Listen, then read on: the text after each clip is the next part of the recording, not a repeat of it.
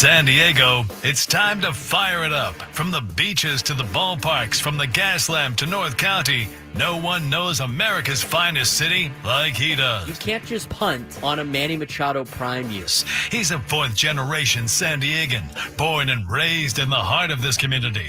Passionate, opinionated, and always bringing you the real talk on your teams, your city, and everything in between. Braden totally knows his stuff. He's ready for the next step. That guy is good. Live and local, it's the Braden Surprenant Show. But I think Braden's one of the up-and-coming young stars in the media game in San Diego. Now, here's your host, Braden Surprenant. What's up, San Diego? Friday. Happy Friday to everybody out there in America's finest city. Sun is peeking through. Hopefully not too much June gloom today. We're back on YouTube today. Fresh new graphic there, Frank. Frank did a great job with some new graphics on the YouTube page.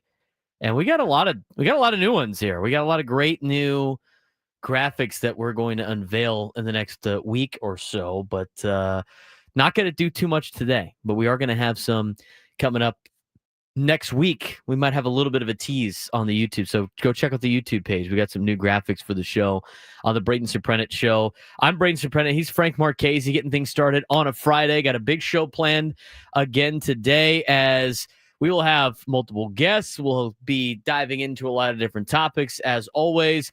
Coming up at 12:30, Chris Garagiola of the Arizona Diamondbacks. He's a broadcaster. He's going to call in and give us a preview of the Snakes as the Padres get ready for a 3-game series against the Arizona Diamondbacks this weekend in Arizona. Coming up at 1:35, Drake Hills, contributing writer for Black Players for Change, is going to come in and do his weekly Soccer 101 segment. We had that off for the last couple of weeks with me being in Italy, obviously, but we'll get you some soccer as Minnesota United FC will take on San Diego FC coming up tomorrow at 5:30 on Apple TV+. We'll talk a little bit about that and the international friendly that San Diego FC had with Club America earlier this week. Whatever squad Club America threw out there the other day.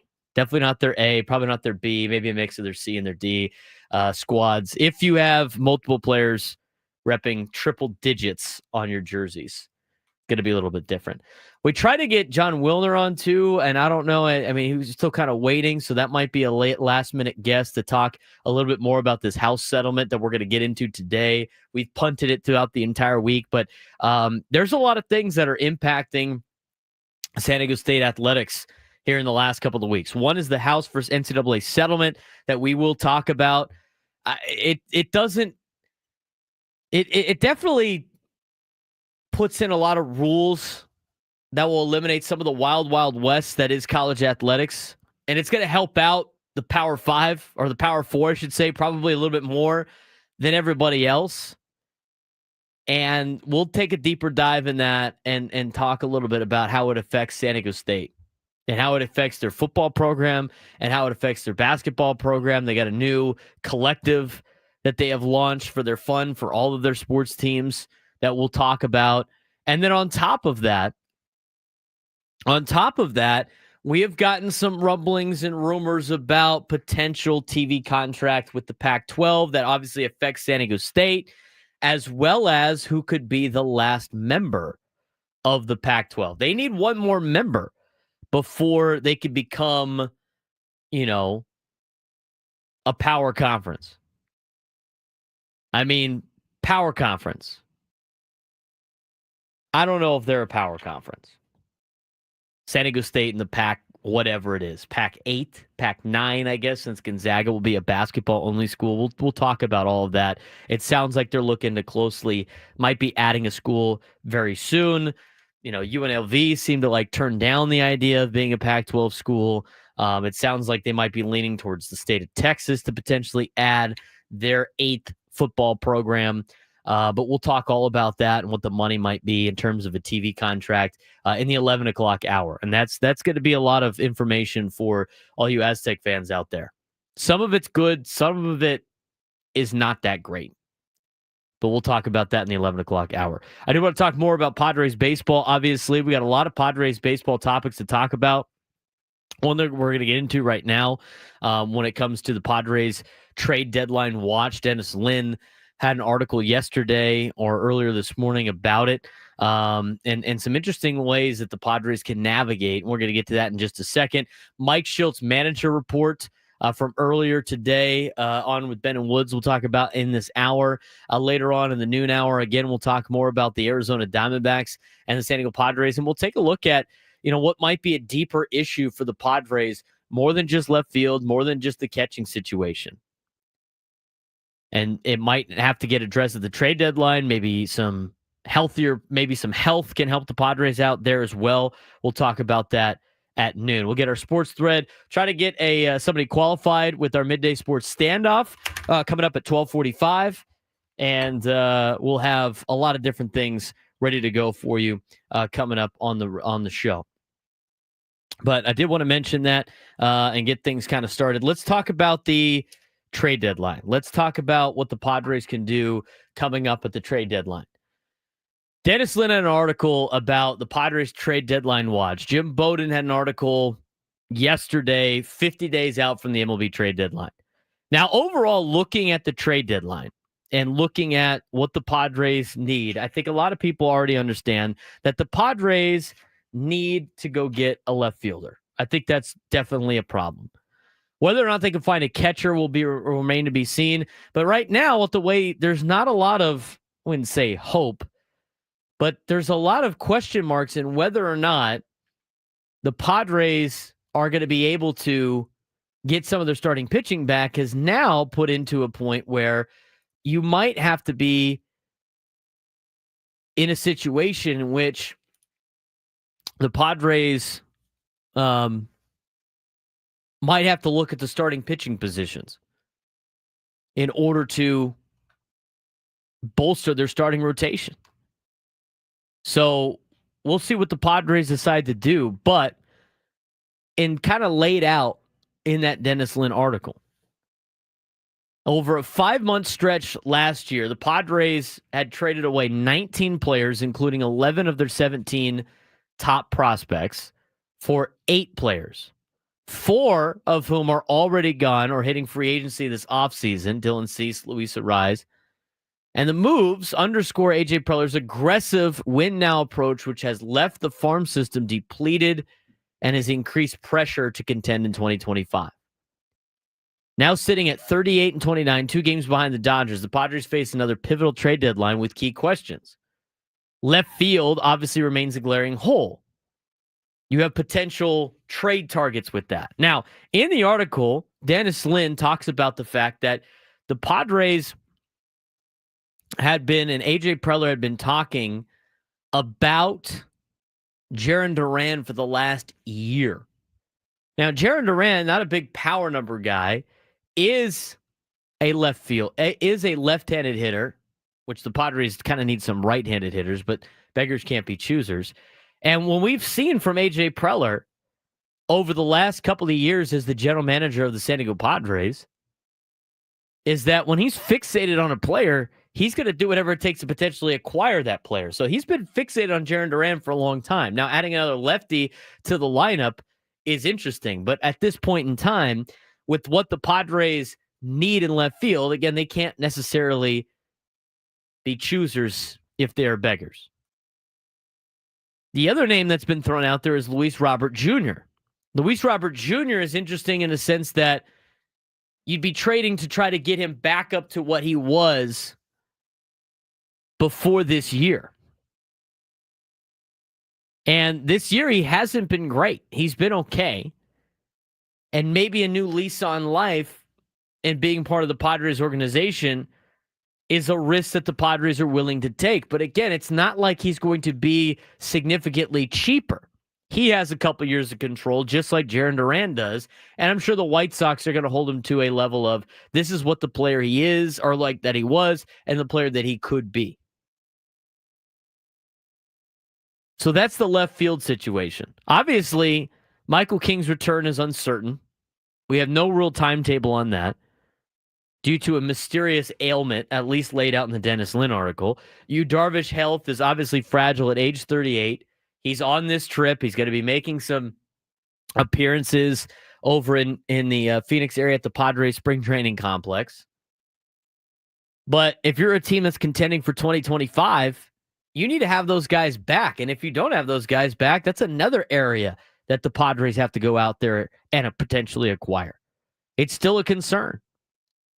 Your trade capital is relatively thin. You're the 25th best farm system in Major League Baseball, according to multiple people that rank those particular deals in farm systems.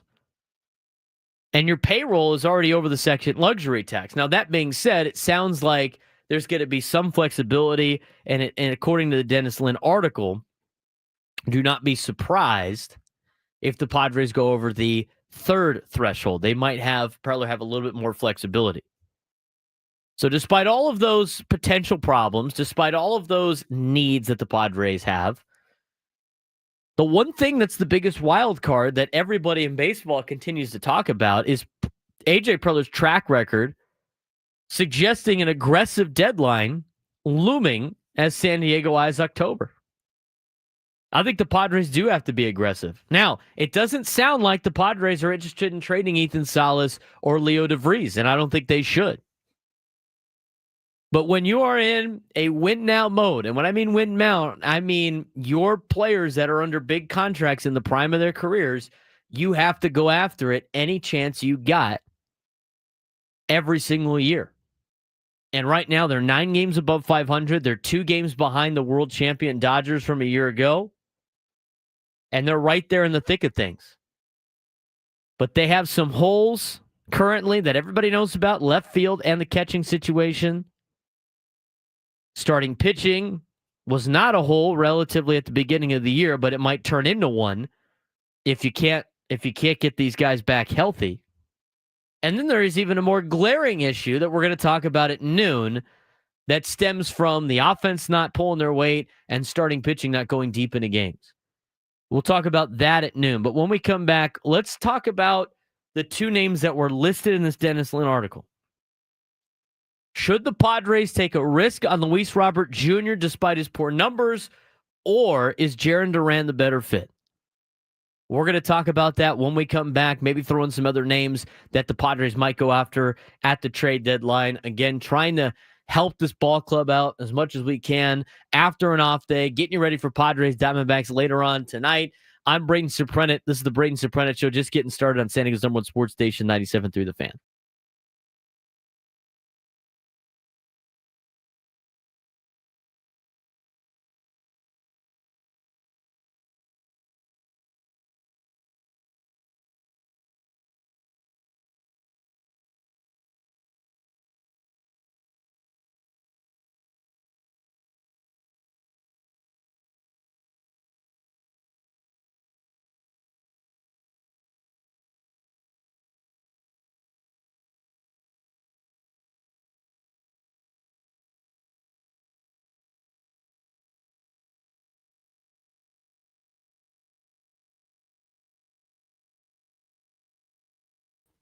There you go. That's back.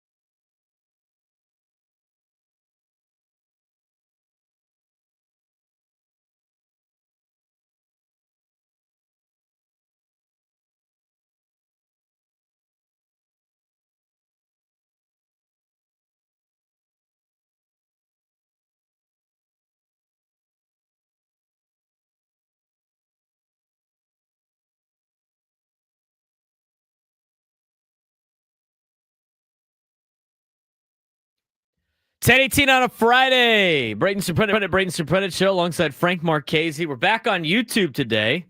I got the camera back and running. A little bit of a mishandle of a container. Got knocked the cord of the camera out of its socket. So that's fun. That was on me. Hand up. Accountability. That's on me. Not on Frank. Can't even blame technology this time. He draws the foul. You finally dishing out fouls? Guy's been lenient for the last couple of periods here. Listen, I like to let the guys play, until something happens that's under our control. I'll let the boys play. Does the fouls go over the YouTube? They should. And we got that one on there. That's one of my favorite sounders ever made. With Chevy Chase from Fletch. Yep. He draws the foul. 833-288-0973. 833-288-0973. Let's talk about Jarren Duran, Luis Robert Jr. I think, and I don't even think either of these. I don't see these guys being the two players that you're going to get. I don't think it's as simple as you're either going to get Luis Robert Jr. or you're going to get Jarren Duran. I would say right now you're probably not going to get Jarren Duran, but you never know. I mean, that's the thing. Never say never. I mean, Sports Illustrated had one today about an update from Jarren Duran on Jarren Duran. It might be from the Dennis Lynn article as I pull it up right now. But it says San Diego Padres have major update in their plans as the trade deadline approaches, although it may come at expense of an overpay. The Friars need to address the lack of depth in left field as to be as complete as possible post All-Star break. Additionally, someone who would be electric option to fix the left field situation, Jarren Duran, was once again linked to San Diego as an insider provided an interesting update. The veteran insider talked about how the president of baseball operations, AJ Preller, is a fan of the current Red Sox slugger.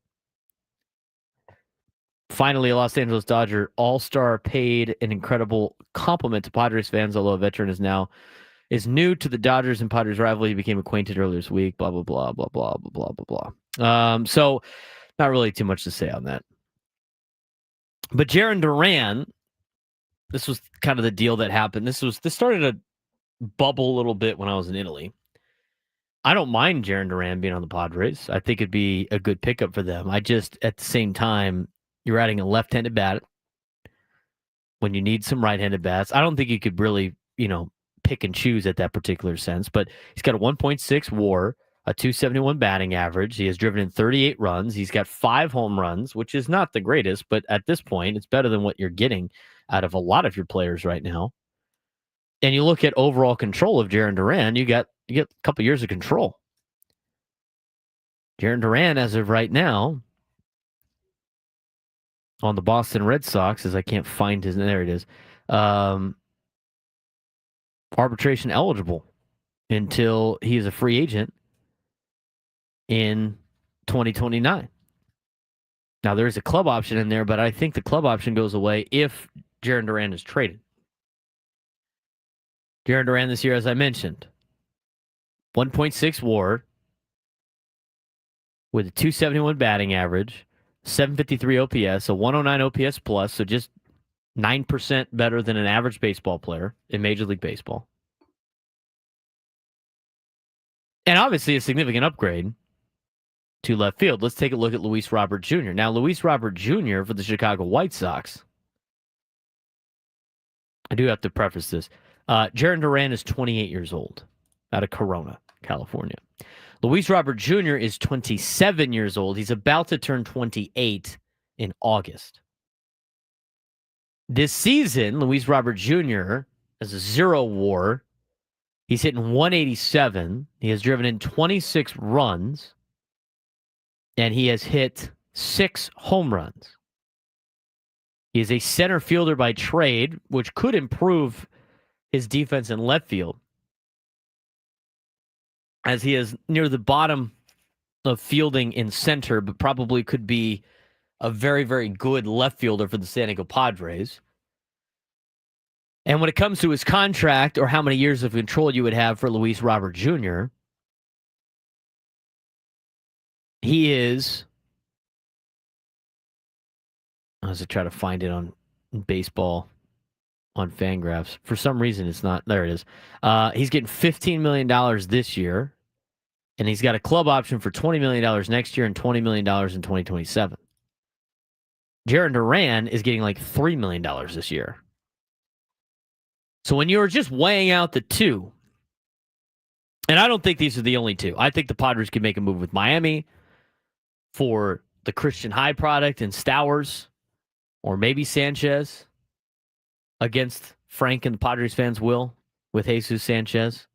I think you can make a deal with Baltimore for some rentals. But when talking about these two players in particular that are under control, both of them for the next couple of years, you take the chance on Luis Robert Jr., or you get a maybe at which has a higher potential ceiling than Jarren Duran, or you get a more consistent player in Jarren Duran, which will cost you a little bit less money. I think overall, it will probably cost you the same prospect capital. Now, here's some of the things that will just poke holes in all of this. AJ Preller apparently has been talking with the Red Sox for over a year for Jarren Duran. AJ Preller finds different ways to make some of these things happen. But if you look at what the Red Sox are looking for, is they need major league pitching.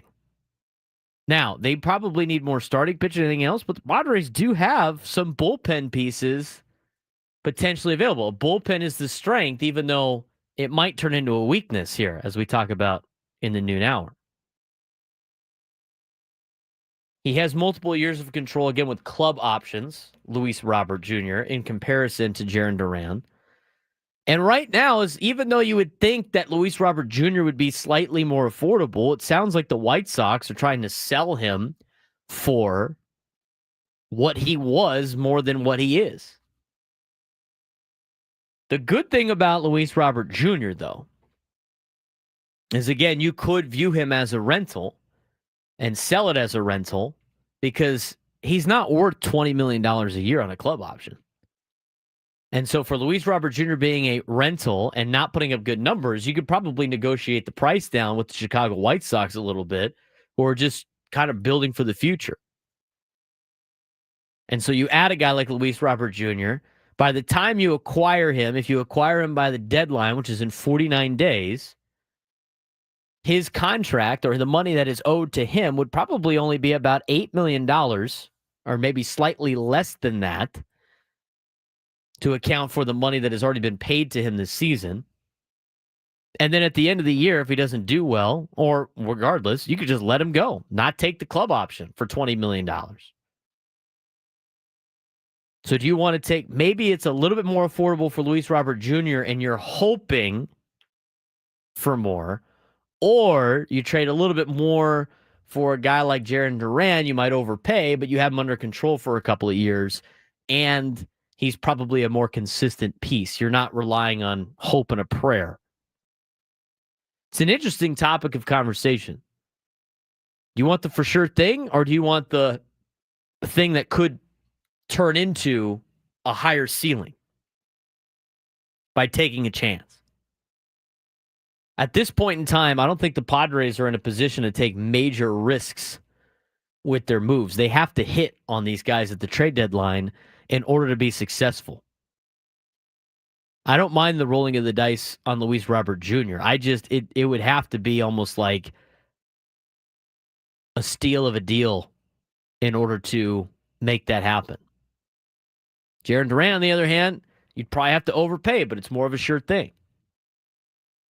If you look at other options out there, and they've been laid out, you have opportunity potentially with Baltimore. I think Baltimore becomes one of the most sought-out teams at the trade deadline if they decide to sell, if they don't think they're competing. The Arizona Diamondbacks are like that too, but unfortunately for the Padres, they're not going to be able to do that. And again, when talking about the finances, go read the Dennis Lin article. He said a couple of things that were very glaring, aside from the Luis Robert Jr. conversation and the Jarren Duran conversation, there was two things that he said. One, the Padres are going to be aggressive at the deadline. And number two is even though the Padres are close to surpassing the second threshold, it sounds like the Padres might give A.J. Preller some leniency on going over the third threshold this season. And who knows what they have to do at the end of the year. But again, a lot of money's coming off the books at the end of the season. So financially, they can make a lot of these moves potentially happen. In terms of prospect capital, that's where A.J. Preller is going to have to get very creative. Padres do have a lot of bullpen arms. They have a lot of bullpen arms. Maybe you see a situation when they potentially trade said bullpen arms. Let me ask you this question. Would you, because a lot of teams competing, right? You're looking at, we went over this on, what was this, Tuesday, Frank? When did we go over the free agent stuff? Or the left fielder stuff? Tuesday? I think that was either Tuesday or Wednesday, yeah. I think it was Tuesday. We didn't do it when I was at the loft. Tuesday. We were only talking about teams that were not competing, correct? Now, in order to maybe make a deal with a team that is competing, are you willing to trade Robert Suarez to a contending team that needs pitching that might have a plethora of outfielders? Now, there's not a lot of those teams out there. And the Red Sox, again, need starting pitching more than they need a closer. That is a luxury they probably can't afford. But that being said, you have a guy like Robert Suarez who can opt out at the end of the year. And with the bullpen depth that you have, you can bump everybody back to a spot in which either Adams the closer or maybe Estrada, who might be a future closer, and then you can work back on some of your bullpen pieces. I wouldn't be shocked if that might be part of the equation in trading a Robert Suarez. I don't think you sign him at the end of the year in the offseason. I think he's going to demand too much money. Somebody will pay him that money. I don't think the Padres should. I don't think that's really worked out for a lot of closers. And for a team that is trying to stay under certain thresholds year to year, because you don't want to get the extra penalty of multiple years in a row, correct? In order to do that, maybe you trade Robert Suarez. I think it's an interesting topic of conversation. Now, you could say the same thing about the starting pitching, right? But the problem now is like Michael King is on the injured list and you don't know when he's coming back. Darvish has been coming close, but he's not there yet. Dylan Cease is starting to finally turn things around. But again, if you're a team that is trying to compete for a World Series, you need as much starting pitching as possible. And we are already starting to see articles about how the Padres might need to go get a starting pitcher. So I don't think that's really part of the equation. Now, if King was healthy and you were getting all these numbers, and maybe you traded Dylan Cease at the trade deadline to get you an outfielder, a Dylan Cease for a Jarren Duran, saves you money, gets you a left fielder for the future. For the next couple of years, Cease was not going to come back on the team next year anyway, but right now you need Dylan Cease. That was kind of talked about a little bit on the roundtable yesterday. Chris Ello mentioned trade Ryan Bergert right now to try to go get an outfielder. And then Woods responded with, would you trade Dylan Cease? Long pause. No, I would not. So maybe that is probably the deal. I think Suarez makes a lot of sense, but again, you have to find a team that is looking for a closer at the deadline that is willing to give you an outfielder or maybe a designated hitter. What do you think? 833-288-0973, 833-288-0973. We're going to talk a little bit more about that, plus what Mike Schilt had to say on the morning show. A lot of interesting topics of discussion as we continue on the Braden Surprenant Show, standing as number one sports station, 97.3 The Fan.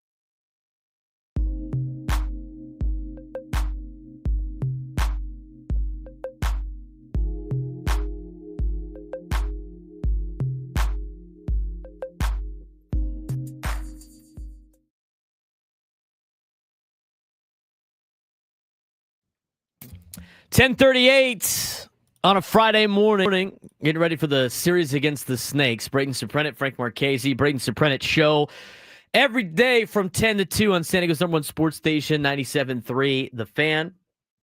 We have an interesting week next week with some days off and some other things. And then after next week, we are full go for the rest of the year. We'll talk about that later on the show. A lot of interesting topics of conversation. Now, some people are saying, like, well, why would Boston trade away Jarren Duran for a rental and Cease? Now, I said before, I don't think the Padres would potentially do that because they don't have enough starting pitching as of right now, with King on the injured list and Darvish on the injured list and Musgrove not coming back anytime soon. But the only reason why I threw that out there is from the article I read yesterday from Jim Bowden that we're going to talk about at noon. Jim Bowden made it sound like, actually, we're going to talk about that at 1. My mistake. Jim Bowden had in his thing 20 things Jim Bowden is hearing and watching for on the MLB trade deadline 50 days ago. We're now 49 days out. Now, some of these you have to hold with a grain of salt, right? Because, like, the big market teams always in these articles are always buying regardless of what their situation is. And the small market teams are always, like, selling or adding on the margins. But this is what was interesting to hear. And this is why I brought this potential trade up.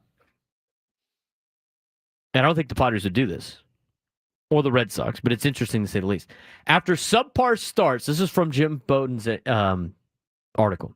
After subpar starts, the Braves, Red Sox, and Rangers don't appear to be postseason teams this year, but most in the industry believe they will make trades to improve their respective rosters for the rest of this season and next, rather than being typical sellers. The Braves will focus on acquiring more pitching, starting relieving. The Red Sox will try to deal one of their outfielders for starting pitching help and an upgrade at first base. The Rangers will generally look for bats if they can't get their own guys going. Now, it does say like now and the future, but if you're the Red Sox and you're looking to add because you still think you can compete this season, and if you look at the MLB standings right now, earlier this week, they were like 4.5 out of a wild card spot. They're currently 2 games under 500, the Boston Red Sox. And in the wild card, the Red Sox are 3 games out of a wild card spot. And they need starting pitching. So if they still are going to add at the deadline, why could they not acquire Cease? Maybe try to work a deal out with him as the season goes on. Maybe not. Maybe get him at the end of the year. And to upgrade your team at the deadline and go 1-for-1. I asked this hypothetical trade. I don't think it's that. I think it's kind of nuts, though. It's not. Probably you'd have to throw in a prospect. I don't necessarily know if either side would work, but if you did like, and I don't really want Aroldis Chapman on the team,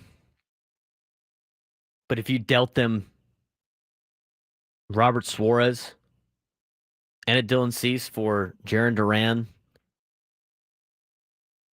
and Aroldis Chapman, you get a 1-for-1 on the closer, but it's the same price. It's not you're downgrading your closing. You're downgrading your closing position, even though Aroldis Chapman's had a decent year. You get Jarren Duran for a couple of seasons after this. You get your left fielder. Again, this you would never do this because of starting pitching wise. You have a lot of holes still in the starting pitching unit, so now you lose on your starting pitching. But if you're fully healthy there, you have your pitching staff is set, your bullpen has not been damaged, which is your biggest asset as of right now, and you've improved left field. You'd probably have to throw a prospect arm in, but those are creative ways to try to get some of these deals done. I wouldn't do that if I was the Padres. I probably wouldn't do that if I was the Red Sox either. But those are some of the ways that you can address. Again, the teams that need pitching help that have outfielders need starting pitching help. The Padres don't have that to give away. They don't have that to give away. But these are some of the ones that you would have to think about in terms of acquiring certain pieces without giving away DeVries or Salas, which I don't think they will do anyway. And I think you could get a left fielder without having to trade either of those particular players. I still think you're trading for Luis Robert Jr. on a prayer and hope that you could get him back to what he was. And maybe a change of scenery would do that. I still think there's other options out there. And again, all going right now, it's interesting, right? But there's a lot of things that are in play when you talk about trades right now. Everybody wants to go get a left fielder now. You never know what might come about as you wait in the market. And nobody's making drastic moves yet, except for Aaron Savali, who messed around and found out. Guy demanded a trade out of Milwaukee. Oh, that's way worse. That's sent to Chicago. Hey, buddy, you wanted a trade. Here's the south side of Chicago. That's the bad news. The good news is the Pope's your fan now. There you go. Good job, Aaron. How are the cheese curds in the south side compared to Milwaukee? That's a rough move, dude. Guy played his hand, overplayed his hand. I sent that to Frank today, and Frank said something grass, something greener, something. Yes, absolutely. 833-288-0973, 833-288-0973. We do want to dive into what Mike Schilt had to say. We're going to get to that in a little bit, but first, let's get out to Brandon in Carlsbad, joins the Braden Surprenant Show. Brandon, what's going on, man? Big B, what it is. Well, clearly, fellas, let's take a deep breath, because if you look at the standings right now, it could be better, but it could be worse. I try to always look at the bright side, but clearly we need an upgrade. I mean, if you look at our left fielders this season, they're all sub 300. So if you could fix that, it might give us a little bit of But the pitching, yes. The catching, yes. I mean, we can really scramble those eggs if we continue to just look into that rabbit hole, if you will. I just personally think, and this is my take, I'm not a baseball savant, nor am I anything close to what the pros are on analyzing. And I just think if our bats can wake up and do what we know we can do, we know we can do. I think that's the frustrating part. I generally like to call in and get everyone pepped up, but I also know, we're coming into a stretch right now that I think is going to be a great test to how our metal can hold up to what's going to be going on in this 3-game and then back to LA for the 4-game series. And if we do well, everyone that's going to cry about what we need and what we don't need and whatnot, we're all going to shut up, because that's just how baseball works. It's such an amazing chess game. And I think that Preller and the boys and Mike have something up their sleeves. We just don't know it yet. And we'll talk about this till we're blue in the face. But until then, let's go, Friar Faithful. Let's go chop the head off those snakes one day at a time. Thanks, B. Brandon, another great call as always. Chop the head off the snake. I hate the Diamondbacks, dude. They're so obnoxious. So obnoxious. I heard Chris say that yesterday. He's like, if I was a Padres broadcaster, which I'm not, I'd have to refrain from interacting with Bob Brenly at any point in time. I agree with that. He's a bike chain guy, right? I mean, he just always has these like jabs in there all the time on the Padres. It's just ridiculous. 833-288-0973, 833-288-0973.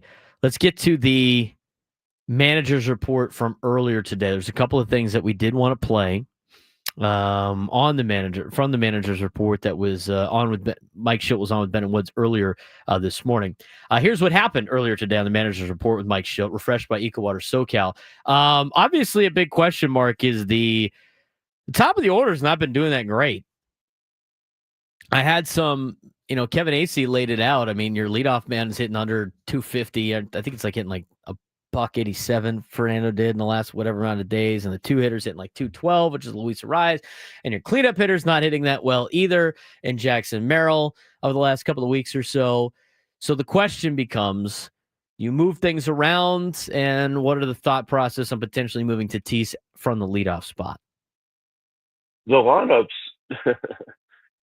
it's interesting because I think about the lineup every day. Sure. So it's not over the last 6 weeks. It's not anything that, there are days that are easier than others. It's clarity for me that's others. It's a wonderful topic for people to talk about. Yes. The good news about Toddy is, he can hit anywhere in the lineup. There's also a lot of moving parts of the lineup that, quite frankly, I don't need to discuss Right. that aren't public privy. It's clearly worked when it works. If he's hitting well, you want him hitting there. Still, when he's not there, he's worked some walks. He's got some bags. He's a complete threat. I can tell you, just watching the game, that there's an uncomfortability from the very moment that starting pitcher gets on the mound that has to face him. But yeah, there's a conversation that, internally takes place with me and some of the staff that we always consistently look at, including with players. So I always try to give you guys the absolute best answer I can, and that's the best I can do for you right now. Not really a lot of that. I wouldn't move Tatis at a leadoff spot anyway. I mean, when the offense doesn't hit very well, everybody just goes like, they throw out the definition of insanity. Well, the problem with that is the definition of insanity of doing the same thing over and over and over again, expecting a different result, does not apply in a sport where all you do is fail. I mean, guys are doing the same thing over and over again. They're trying to replicate the same thing over and over again in their swing, and they can't. Every at-bat's different. So even though you're lining up the same lineup every single day, it's not like you're really doing the same thing and expecting different results. Guys need to be able to execute. When Fernando's at his best, being in a leadoff spot is the best spot for him. I will continue to say that over and over and over again. I'd like to see Merrill in the 2 spot. I've been saying that for 4 months. I'd like to see Tatis and Merrill get some speed on the bases and then go with Machado and then go with the Rise. People freak out because contact hitter is a 4. It just malfunctions people's brains because they've been so trained that the cleanup hitter has to be like Mark McGuire or some dude that's going to put the ball over the fence. It's different now. Luis Rise is scarier with people on base than he is with nobody on base. That doesn't mean he's always going to get a hit with guys on base. But you have to understand, like, baseball is not, you can't apply the definition of insanity to baseball because baseball it's just different. It's a sport built on failure. And if you're constantly tweaking things all the time, you are going to fail. I don't mind mixing the lineup in other spots, but there's certain guys that need to be playing in certain positions in the order. I mean, when you see like other sports teams do poorly, you don't have them like change their positions. When a receiver's not doing well, he doesn't move to a different position in the order, which is kind of a bad comparison. But at the same time, it's like, it's not the batting order. These guys got to just be out there. They got to go play. I'd like to see Fernando, Merrill, Manny, Arise in the top 4. Wouldn't mind seeing Sheets 5. Again, there's your lane of lefties. You got a lot of lefties in the lineup, though, so it's hard to avoid the lefty situation. But Sheets, to me, would be a 5-hitter. If you want to have Bogarts go 6, so you break up the lefties, you could do that. If Cronenworth bats 7th, I wouldn't be opposed to the, other way around. But I'd like to have Merrill in the 2nd spot. I'd like to see it. I think it'd be good. Fernando and then Merrill. You could have a Rise bat 3rd, you have Manny bat 4th. I don't really care. To me, it makes more sense for everybody that wants a Rise the bat leadoff, which I think is not the best idea. If you like him batting leadoff, if he bats 4th and the top 3 guys go down 1, 2, 3, he's leading off the 2nd inning anyway. But that's how, that's not even like a big lineup change. I don't mind Mike Schilt not changing the lineup. And you want to know why? Because about 3 or 4 years ago, they were changing the lineup all the time. And people bitched and moaned that it was like, why aren't you keeping the lineup the same? Again, the guy's got to execute. It's fun to talk about the lineup, like Mike Schilt said. But I remember, like, working here, Andy Green got ridiculed because he kept changing the lineup every single day. And these guys will never be able to hit if they don't know if they're in the exact spot every single time. That was the phone calls we got all the time with Andy Green. He doesn't let the guys bat in the same spot every week. He's got to be more consistent. Now we get a guy in Mike Schilt that basically fills up the same lineup almost every single day. And he's got to change the lineup. He's got to change the lineup. Sometimes these guys just got to go out there and play. More so than just changing or not changing the lineup. It's a fun topic of discussion. But again, if I was making the lineup, which I'm not, Fernando, Merrill, Manny, Arise, Sheets, Cronenworth, Bogarts, catcher, left field. There you go. That's what I would do. And you know what? Some days it would work, and some days it won't, because it's baseball. Guys fail 70% of the time. They go to the Hall of Fame. It's a game of failure. It's not always just changing the lineups. Want to get back to your phone calls when we come back. Wayne in San Diego, please wait on hold. Plus, we got some news from San Diego State Athletics. We'll get that to you in the next hour on the Braden Surprenant Show.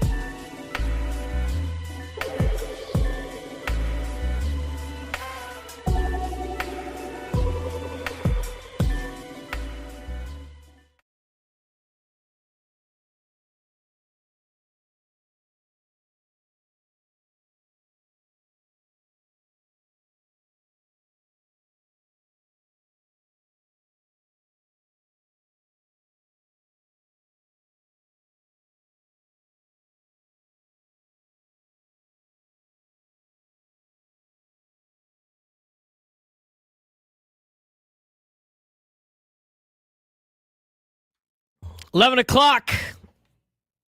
Second hour of the show, leading into the lunchtime hour. Are we going to talk about fair food in the lunchtime hour? We talked about the new stuff there. I think that was the plan. I think the fair food was the plan for today. Yeah. Who's dealing with the traffic today? Good luck, everybody, going north of Del Mar on the 5 today. If you are not working remotely and you are working in the office and you got to go north of the 5 today, why are you still at work? Why are you still at work? First Friday of the fair is today. What's the busiest days of the fair? Like Friday? I would have to assume it's Friday, Saturday, Sunday. Right? That would be my guess, at least. Maybe not a Sunday. Was it? I was trying to figure out a day for us to all go and get some content done. They're closed on Monday and Tuesday, no? Or is it just Tuesday? I thought Tuesday was like the half off day or something. Oh, I just know they're closed. They close one of the days? I just know they close one day a week. The Del Mar, what's it called? Driving range over there? I think they're open like Tuesday and Wednesday night or something. So maybe one of those days they're closed. Probably, yeah. And the other one, I guess I have the like small. How about we stop guessing? I guess we have the internet in front of us. Tune into the old Google machine here. The 4th of July is always like the worst day at the fair. It's like the most people. Here's something. My mom's going to get upset about this, but I'll throw it under the bus. Think about all the things, Frank. As you look that up, I want you to think about this. And I want people driving around to think about this.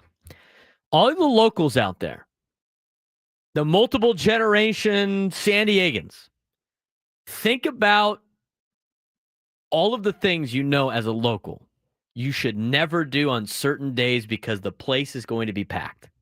Think about those. 4th of July beach, 4th of July fair. The Bay downtown. Yeah. Other holiday stuff, right, too? Like Labor Day weekend. Like, I'm not going to the beach. It's ridiculous. Memorial Day weekend. Like, think about all those things.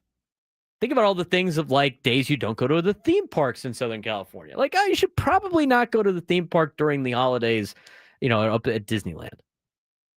Think about all those things where you shouldn't be because you know there's going to be crowds, it's going to be packed, it's going to be stressful, all that stuff. Think about that. And just know this. My family has done all of those things because my mom is wanting to do all those things. I have been to the fair on the 4th of July. I have been to Disneyland over Memorial Day weekend. I have been to the beach on the 4th of July. I have done everything that you're not supposed to do as a local, that you know there's going to be crowds, and it's going to be hell for parking and everything like that. My family has done. So yes, the 4th of July is probably the toughest day to go to the fair. I have done that. In fact, I think I've done that more than once. I'm trying to think of other things. Opening day downtown. Comic-Con. I've been to Comic-Con once, but like going down to like just having like let's go downtown for the day. It's a beautiful Saturday. Comic-Con's going on. It doesn't matter. Go to the gas lamp during Comic-Con. Great idea. I've been to Huntington Beach on the 4th of July where they do the whole surfing thing and stuff. Poway Parade for Braden's birthday. No, I only go to I'll be at the Scripps Ranch 4th of July parade like I am, as is tradition. Should be a fun time. But anyway, what did you get? What did you find? Fair is off Monday and Tuesday. Monday and Tuesday, no fair. The whole time? Every Monday and Tuesday? Yes, every Monday and Tuesday, no fair. Interesting. It's not fair. What's the half off day? Is that Wednesday? Think so. The Wednesday deal? Google machine. I'll digress on that. What's the fair's theme this year? Don't they have like a theme every year? You're asking me a ton of questions that I need to look up the answer to. I didn't realize you didn't work. I thought you worked. I thought you were a carny too. I thought that was part of your deal. Summer Pet-tacular is the gimmick this year. Pets. Fun. Don't sound so excited. You get to see every dog in San Diego. That's not a problem. They're all there? Is that what the thing is? They should be. You get to see the little pigs run I around. hope they are. The theme is always take all your money every year. Yes, Johnny. It's probably up there. But anyway, I was trying to plan a day for the fair next week. And my buddy was like, one of them was like, well, I can do it like Sunday. I could do any day but like Sunday night. And my other friend responded with, who goes to the fair on Sunday nights? Interesting take. Can't say that I do. 833-288-0973, 833-288-0973. Any frogs there? That's a good question. If there's horned frogs there, I'd go. They have horned frogs at the zoo. Tiny little guys. Shoot content at the zoo. I don't know, you have to ask permission to do that? Back with my brethren. Oh, the horned toads, they're like Yep. that big. Let's get out to the phones. Chad and Santee wants to weigh in. Chad, what's going on, man? Hey, Braden, I have a potentially stupid question that I feel like if another baseball fan asked me, I would be able to explain pretty consistently an answer that would suffice. But I have to ask it to you myself because I'm genuinely curious about your lineup issue. I've always thought, okay, there's 3 outs in an inning and 27 outs in a game, and if you have a hole at 7, 8, 9 or 6, 7, 8, 9, why can't you just break those up? Simple, doing something like Tatis leadoff, and then putting one of your 8 or 9 guys like the catcher or something, and then following it up third with a good hitter. So you're going good hitter, bad hitter, good hitter, bad hitter, good hitter, bad hitter. And the thought on it is, well, if there's 3 outs in an inning, not 2, obviously if there's good, bad, then you're going to lose every single inning. But if there's good, bad, good, or bad, good, bad, there's the potential for something to happen, a rally or whatever, even if they are bad. Maybe it's just math and trying to think mathematically, but is there some way you could try to talk through that makes more sense from I mean, I know that getting more at bats at the top of the lineup matters, but it doesn't matter after the 3rd or 4th inning if they're in a different order that allows for good hitters to cover for the bad hitters. The problem with that is you can't get in a rhythm, Chad. It's just going to be like hit, out, hit, out, hit, out. I mean, if you think about it from that perspective, or how about this, even worse, hit, double play. Now you're to 2 outs to start the inning. When you try to that's just kind of overcomplicating things. It's better off. You want to get your guys as many at bats at the top as possible. I saw somebody in there in the batting. They wanted like the catcher 6th. I don't want the catcher 6th at all. You want to put Martin Maldonado 6th? I'd rather have him have limited at bats. It was like Bogart's in the 9 spot, catcher at 6th, Cronenworth at 7th, left field at 8th. That sounds like an emotional lineup, dude. It's kind of emotional. It's kind of like we just hate Bogarts that much he has to bat 9th. Unless you think he could flip the lineup over. But even then, the catcher 6th, I mean, your second inning is you're gonna have Martin Maldonado come up or Elias Diaz come up multiple times.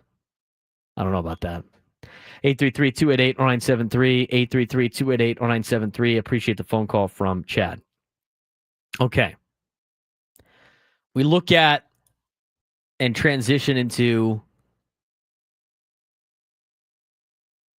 I don't know if I want to do that or not. Let's think about the Mike Schultz stuff that we didn't get to. Do you want to get to any of that, Frank? Is there anything that's gotta have, or the Tatis one was the only? I mean, I would want to hear what he had to say about being human while guys are struggling. Yeah, that's a good one.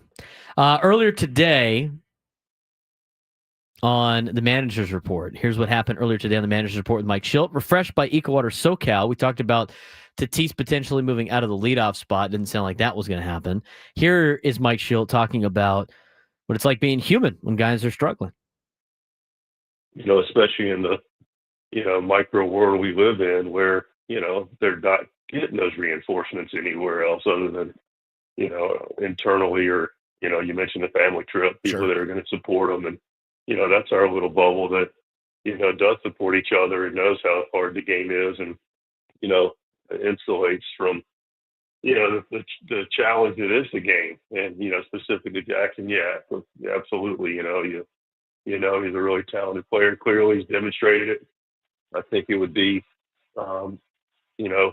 irresponsible and unfair, quite honestly, to think that there wasn't going to be some regression with any player. Toddy started off in a historic flip. Yep.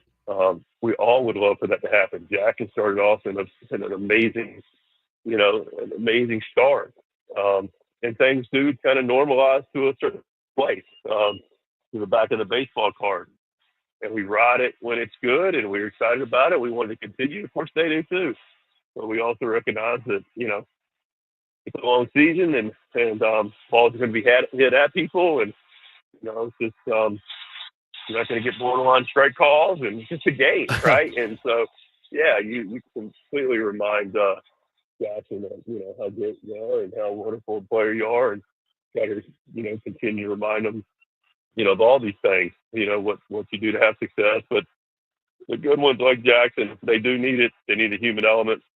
They need to continue to go play. And, you mentioned Manny, and, he's had a wonderful year. He's been very, very consistent. But, 4 weeks ago during the stretch, there were some questions about Manny. Yeah. And I said, well, see me in a week. Yep. And the thing that's interesting about the see me in a week part is then when he gets back to performing well, everybody just goes, yeah, he's Manny. He shouldn't be performing well. It's true. It's true. No, you're right. It's true. true. It's so true. It's true. so true. But that's the nature of the game in the world. Yeah, there's a lot going on, obviously, for a lot of these players that they're not robots. They can't just go out there and do the same every day. There's a lot of things that are going on in people's lives and everything like that. And, the emotional aspect and the mental aspect of the game is just as important and difficult as the human side of a lot of things. So very interesting comments from Mike Schilt. We're going to table some Padres talk and talk a little bit about San Diego State and what the latest court hearings and everything that involves college athletics and how it affects the Aztecs. We had some big moving parts earlier in the week and of last week to discuss, and we'll do that when we come back on the Braden Surprenant Show, San Diego's number one sports station, 97 through the Fan.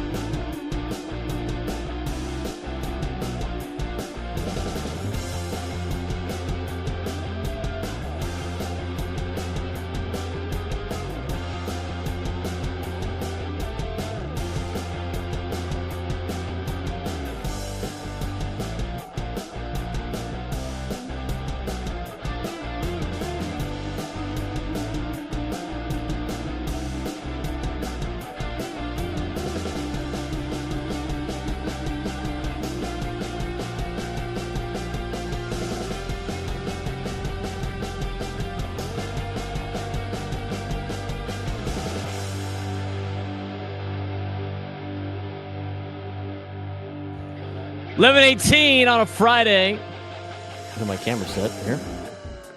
There we go.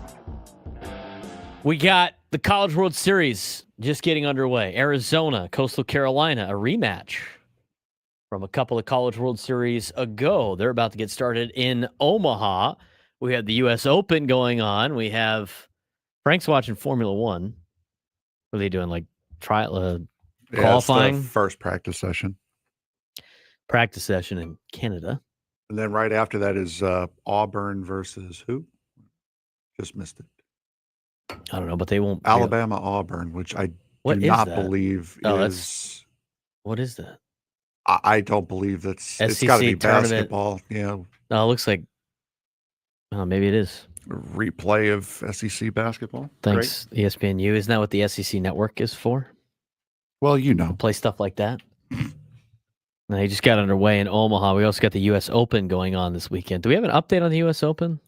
We'll have one when we come back. Yes, we will have one when we come back. All right. With college baseball on in Omaha, let's transition to what has happened in college athletics over the last week, which has gotten some kind of crazy. The House vs. NCAA settlement, finalized last Friday, marks a historic shift in college athletics, which now allows Division I schools, including those in the Power Four, and others like San Diego State, to directly compensate student athletes starting July 1st, 2025. Each school will be able to distribute up to $20.5 million annually in revenue sharing across its athletic programs. While this move is seen as an effort to bring structure to the chaotic NIL landscape, insiders expect that the race to secure top-tier talent will push total player compensation budgets to $40 to $50 million at elite programs, far exceeding the cap, which means they're going to spend the $20.5 million that they get in TV revenue and everything like that, and add it to their NIL collective that they already get. This expansion into semi-professionalism comes with major complications, obviously. Higher revenue schools are likely to lean on outside NIL collectives and boosters to supplement their salary caps, creating a de facto pay-for-play system that contradicts the settlement's original intent. The new College Sports Commission, equipped with an NIL clearinghouse run by Deloitte, dubbed NIL Go, is designed to vet third-party NIL deals and enforce compliance, but many in the industry doubt its power or efficiency, citing past failures by the NCAA to regulate such deals. The financial burden of the settlement is another challenge, especially for schools like San Diego State, which do not benefit from massive TV contracts like the SEC or the Big Ten. If you look at the latest reports that we have gotten in terms of some rumors of what the Pac-12 deal will be for San Diego State, you're looking at $7 to $10 million a year in TV revenue per school. $7 to $10 million. They are capping things at $20.5 million that you could pay up to, which is roughly like 20%. Or maybe closer to a little bit higher than that. I know that from the Big 12 perspective, their payouts are of almost a $50 million in TV revenue and revenue sharing when it comes to making the NCAA tournament in basketball and make the college football playoff and the bowl payouts. The schools in the Big 12 are getting $50 million a year. The SEC and the Big 10 are making close to $100 million a year per school. San Diego State might get $7 to $10 million.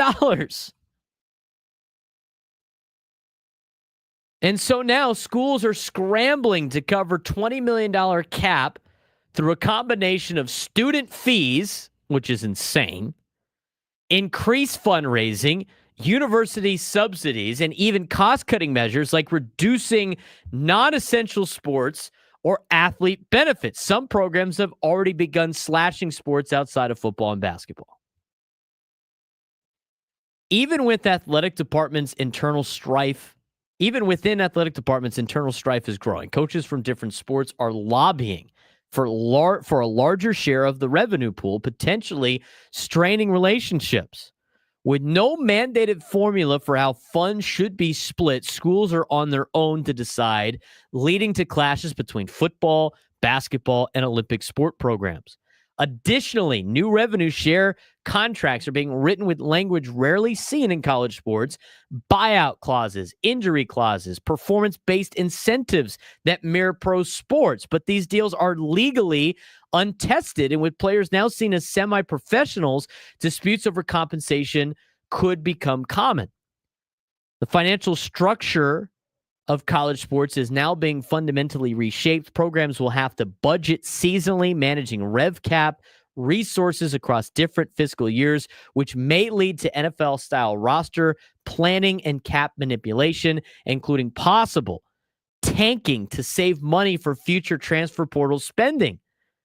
Finally, while the new system attempts to bring clarity and fairness, legal challenges are far from over. Conflicts with state NIL laws and other pending lawsuits like Johnson versus the NCAA, which challenges the employment status of athletes, promise to keep college athletics in flux. And we, by the way, have not even talked about Title IX yet, because this does not apply to Title IX. So for programs like San Diego State, the question becomes, how do you keep up without blowing up the system? With no power conference media deal, limited booster funds, and heavily reliance on public funding and potentially student fees, San Diego State may be entering a new college sports era that favors the ultra-rich and risks widening the competitive gap further than before. There's a lot to unpack there. But when you look at the overall landscape of college athletics, you got to look at the two organizations, and I say organizations, the Big Ten and the SEC, pushing everything that can afford to make all these moves. They're not doing it because they like the players, and therefore the players, and they should be getting paid. They're doing it because they know they're the only ones that could be paying these kinds of paying for these kinds of situations and rules. And they know they're going to get all the best. It benefits them the most. You start talking about some of the things that schools are doing. Schools like Virginia Tech and Iowa State are exploring or implementing higher student fees to cover the new $20.5 million cap. Think about that for a second. Increased student fees. Think about how expensive college is right now as it is. It was expensive when I went. When I was at TCU, the tuition was $45,000. That has now doubled. Now it's a private school. It's a little bit different. I don't know what the tuition is at San Diego State for in-state students. But to have San Diego State, and I don't think they're doing this, but this is something Virginia Tech and Iowa State are looking into. Those are state schools, by the way. For everything that it costs to go to college, to have to pay more in some type of fee to pay an 18-year-old money to play football is utterly outrageous. The athletic department and the school have been always separate. It's been two separate entities. Some schools have the athletic department kind of fund a little bit of the school, and some schools have the school academic side fund a little bit of the athletic side when ends don't meet. But overall, at most universities, they're separate entities. To ask students that already have to take out massive loans that put themselves in student debt to have to pay more fees to go to college to make sure that some college athletes get paid more than most people in the area make for a living is utterly ridiculous, which has led to other conversations and other questions. One anonymous administrator said in this whole article in the New York Times that we summarized, if a player is making $500,000 a year, why am I still paying for 3 meals a day? Should perks like full meal plans and extra benefits continue if players are pulling in 6 figures?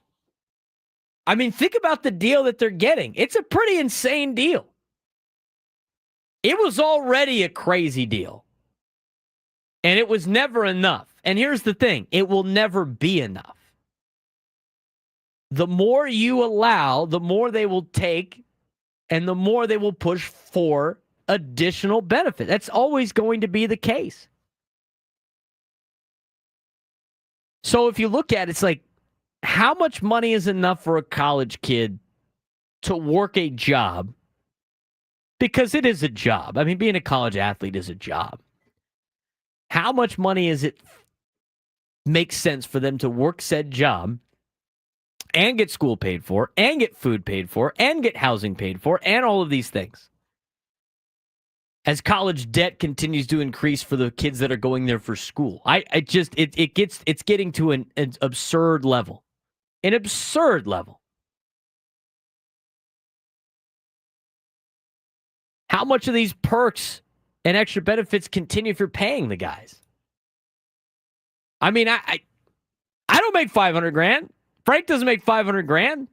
Got to pay for our own stuff all the time. Like, how much more do you need on top of all of the free stuff that you get? I worked in college athletics at a Power 5 program. They got a lot of free stuff.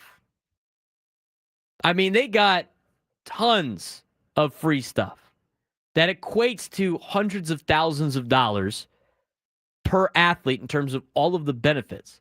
The athletes wanted cash instead. That's fine. But they're going to get the hundreds of thousands of dollars and all the benefits and hundreds of thousands, if not millions of dollars for playing the sport, which is really just centralized on football. And the question becomes, is it worth that to pay for your football program or your basketball program to be really good at basketball or football for a kid to leave at the end of the year because he's not getting enough? Crazy. If you look at San Diego State as a whole, and we're going to talk more about how this affects San Diego State when we come back. But you ask, like, people to pay for season tickets for San Diego State football, which they're having a hard time doing. And then on top of that, in paying the thousands of dollars for season tickets, at least for like the nicer areas, to then write a check for the athletes to be able to for the team to be able to go get college athletes to play for their school on all one-year deals. That's what the buying of the season tickets and the merchandise should be doing, right? In a professional landscape, that's what it is. Now imagine for a second, because this is so backwards, it doesn't make any sense. Imagine for a second that as Padres fans, your team is all on a one-year deal. Now, I think a lot of people would like that for certain players. But Tatis is on a one-year deal. Manny's on a one-year deal. Cronenworth, Bogarts, all those guys. One-year deal. And you spend thousands of dollars on season tickets, and you spend money on food at the ballpark, and you spend this and that, and you're buying jerseys and merchandise and all that stuff. And on top of that, the San Diego Padres ask you to donate to their fund to pay the players because they're not going to do it. That would be totally outrageous. Outrageous. And so when you look at this is why it's not sustainable, this like method of paying for college athletes. Eventually, the well is going to run dry for a lot of these booster clubs. Now, there are a lot of people that have so much money they could just get rid of it and set it on fire. But to have that happen year in and year out on athletes that are just going to get up and leave, like the Nico situation with Tennessee. They gave him a ton of money, and it wasn't good enough, and then he left. I don't know where this leads aside from potentially making these guys employees. I mean, they have, and the thing is the NCAA let this thing roll on for way too long. Way too long. I think there's some rules in this house settlement that eliminate some of the Wild Wild West needs. But I'm looking at San Diego State and being in the Pac-12 and getting how are you competing? How do you compete with $7 to $10 million in TV revenue that you're going to have to share with your athletes? You're going to have to gut your athletic department because you still got to pay to fly these guys all over the place and everything like that. I don't know how you're going to be able to compete if you're San Diego State from a football perspective. Now, basketball is a little bit different. You don't have to pay as much. But you look at this new deal, right? It is going to be very beneficial for San Diego, for teams that and schools that don't have football. That's why I thought letting Gonzaga in the Pac-12 was catastrophically bad for all the other schools that are good at basketball. You can spend up to $20.5 million on all of your sports teams. The majority of that money is going to go to football teams because that's your biggest revenue. So as the Pac-12 collects this money and their football programs collect money if they go to bowl games or they make the college football playoff and then they split it, Gonzaga is going to use all that money and they're going to pump it into what? They're going to pump it into basketball. They're going to take all of their $20.5 million if they get to that number, and I don't know if they can. San Diego State knows that they can't get to that number. If they can, it's great. But Gonzaga is going to pump all that into men's basketball. How are you it's going to be, the scale is going to be all over the place. I don't know how you fix this problem. It got slightly better with the House settlement, but it again opens up more cans of worms that you have to deal with. Should San Diego State football and basketball hoard most of the new money? We're going to answer that question when we come back before we get to the sports thread on the Braden Surprenant Show on San Diego's #1 sports station, 97.3 The Fan.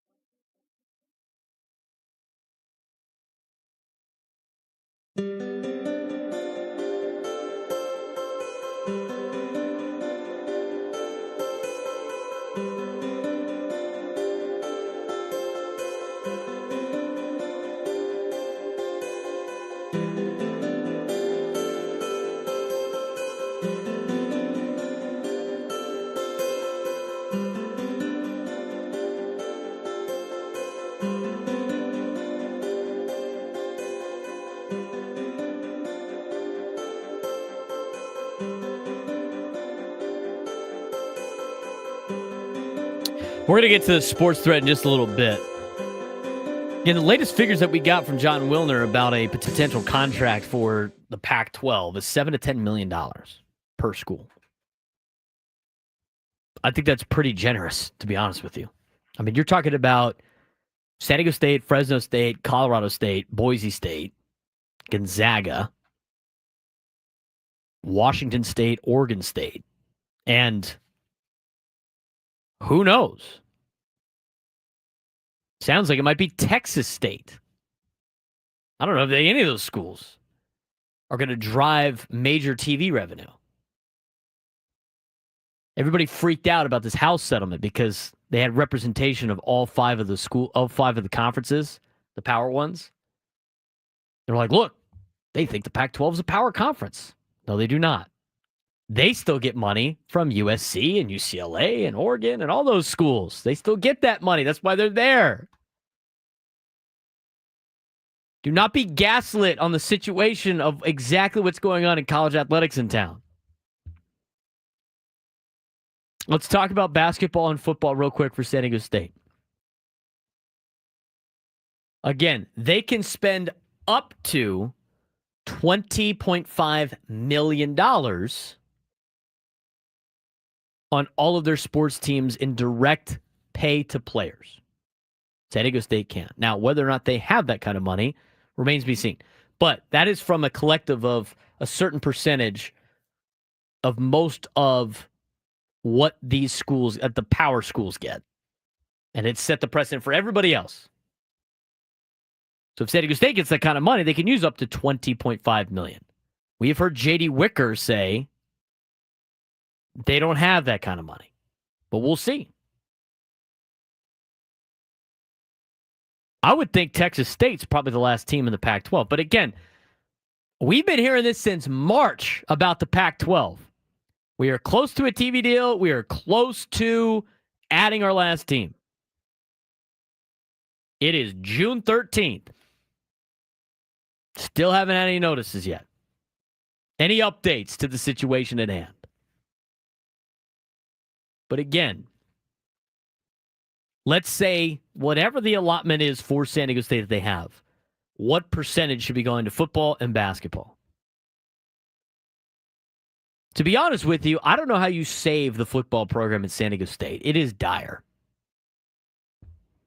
And again, it's nothing that Sean Lewis has done. It is nothing that their program has done in terms of just having enough funds to compete with everybody else. I don't know how they can keep it running. I don't know. I mean, you have to start from scratch to try to get people to go to games here in San Diego, and even then might not be enough. I don't know how you resurrect the Aztec football program. I think right now, and I want them to be around, and I love college football. I am the biggest college football fan at our station. I love watching every single. I love that. I want San Diego to be a part of it. But I'm telling you right now, I don't know how San Diego State football exists in the next 10 years, more than 10 years down the road. I don't know how it does in this ever-changing landscape. They have all the same problems like the Padres do when it comes to corporate sponsors and getting backing from I mean, it's the same. It's the same with the city of San Diego. It's a small market. People always get upset by that. They get offended by the small market comment. The market has nothing to do with population or fan presence. It has everything to do with the television market. You got a desert to the east. You got an international border to the south. You got a major city to the north. And you got the Pacific Ocean to the west. You're confined in a small corner of the world. And until you can get some funding or get some type of engagement in the community in your program, it is an uphill battle.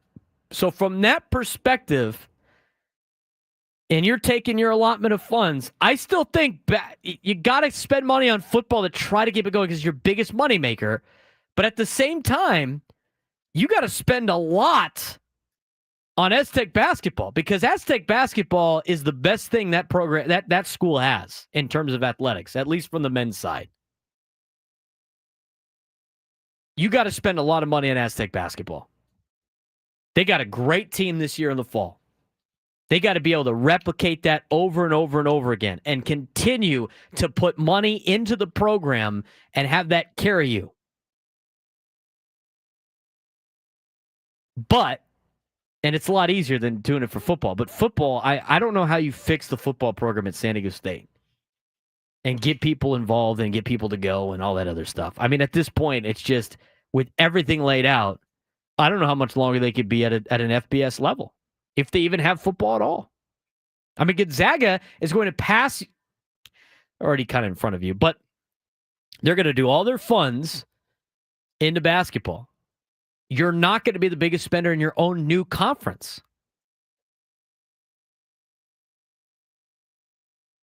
Football does a lot of great things for teams and communities, everything like that, but it's just like, I don't know how you fix that program. It's got to be tough.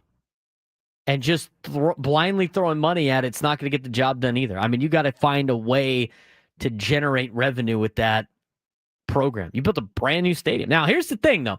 Here's something that was outlined in an article by Mark Ziegler. The football stadium they have, Snapdragon Stadium, is an asset for the Aztecs because they fill it with other things throughout the year. So they are getting money that way. That is an asset.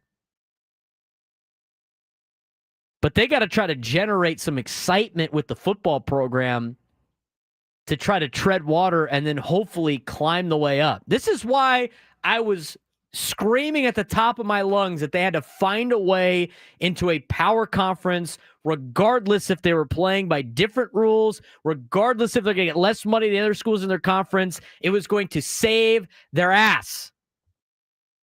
And they blew it off. Maybe there wasn't as much of a deal as there was in place that was initially reported. But they should have been doing whatever it took to be in the Big 12 or whatever it took to be in a power conference, and they should have known better that the Pac-12 all had their fingers crossed behind their back. When a conference never wanted to entertain you ever, all of a sudden got desperate enough to say, you're welcome, you should have just been like, forget you, we're going elsewhere. You had the opportunity to do that, and they failed. And now they're in a world of S. And it starts with your biggest revenue sport, which is always football, and it's a problem right now. Sean Lewis has his work cut out for him in the athletic in the football department over at San Diego State, and has nothing. And again, there's not much they could do as a football staff except for just try to win football games. A lot of this is stacked against the Aztecs. But we'll see what happens. 833-288-0973, 833-288-0973. It's going to be interesting when you see allotment of funding. I mean, you're going to see a lot of sports go away that get kids scholarships that were never going to go pro to begin with. A lot of women's sports, a lot of men's sports. I mean, you might see a lot of baseball programs get hit. I mean, they're already getting rid of volleyball everywhere for men's. Wrestling's getting cut up. I mean, they're going to start just destroying sports programs, and they're going to keep the bare minimum to be an NCAA institution. And who knows if that number changes or not, because the NCAA does not have any jurisdiction anymore in reality. All right, very quickly, let's get to today's sports thread. You know that group chat, the one that's always blowing up with the biggest sports takes, debates, and breaking news? You got barbecue back there, and you didn't invite me? Yeah, we've got that too. Welcome to the Sports Thread, where we break down the top 5 stories in sports, just like you would with your crew. Oh, no! Disaster! What a bad idea! No filters, no silence, just real talk. All right, Frank, I put you through the ringer. Let's see how fast we can do this. Let's see. Number 1. For the first time in the sport's history, the NASCAR Cup Series heads south of the border to run a race at the Autodromo Hermanos Rodriguez in Mexico City. This will not be the first time that NASCAR has gone to the circuit, however. The NASCAR Xfinity Series, think NASCAR's version of AAA, went to the circuit from 2005 to 2008 with a different layout from the Grand Prix layout you'll see when Formula One heads there in October. The race will be on Sunday at noon on Prime Video, with the Xfinity race being on Saturday at 1:30 on the CW. Braden, do you think this bold step for NASCAR will pay off in Mexico?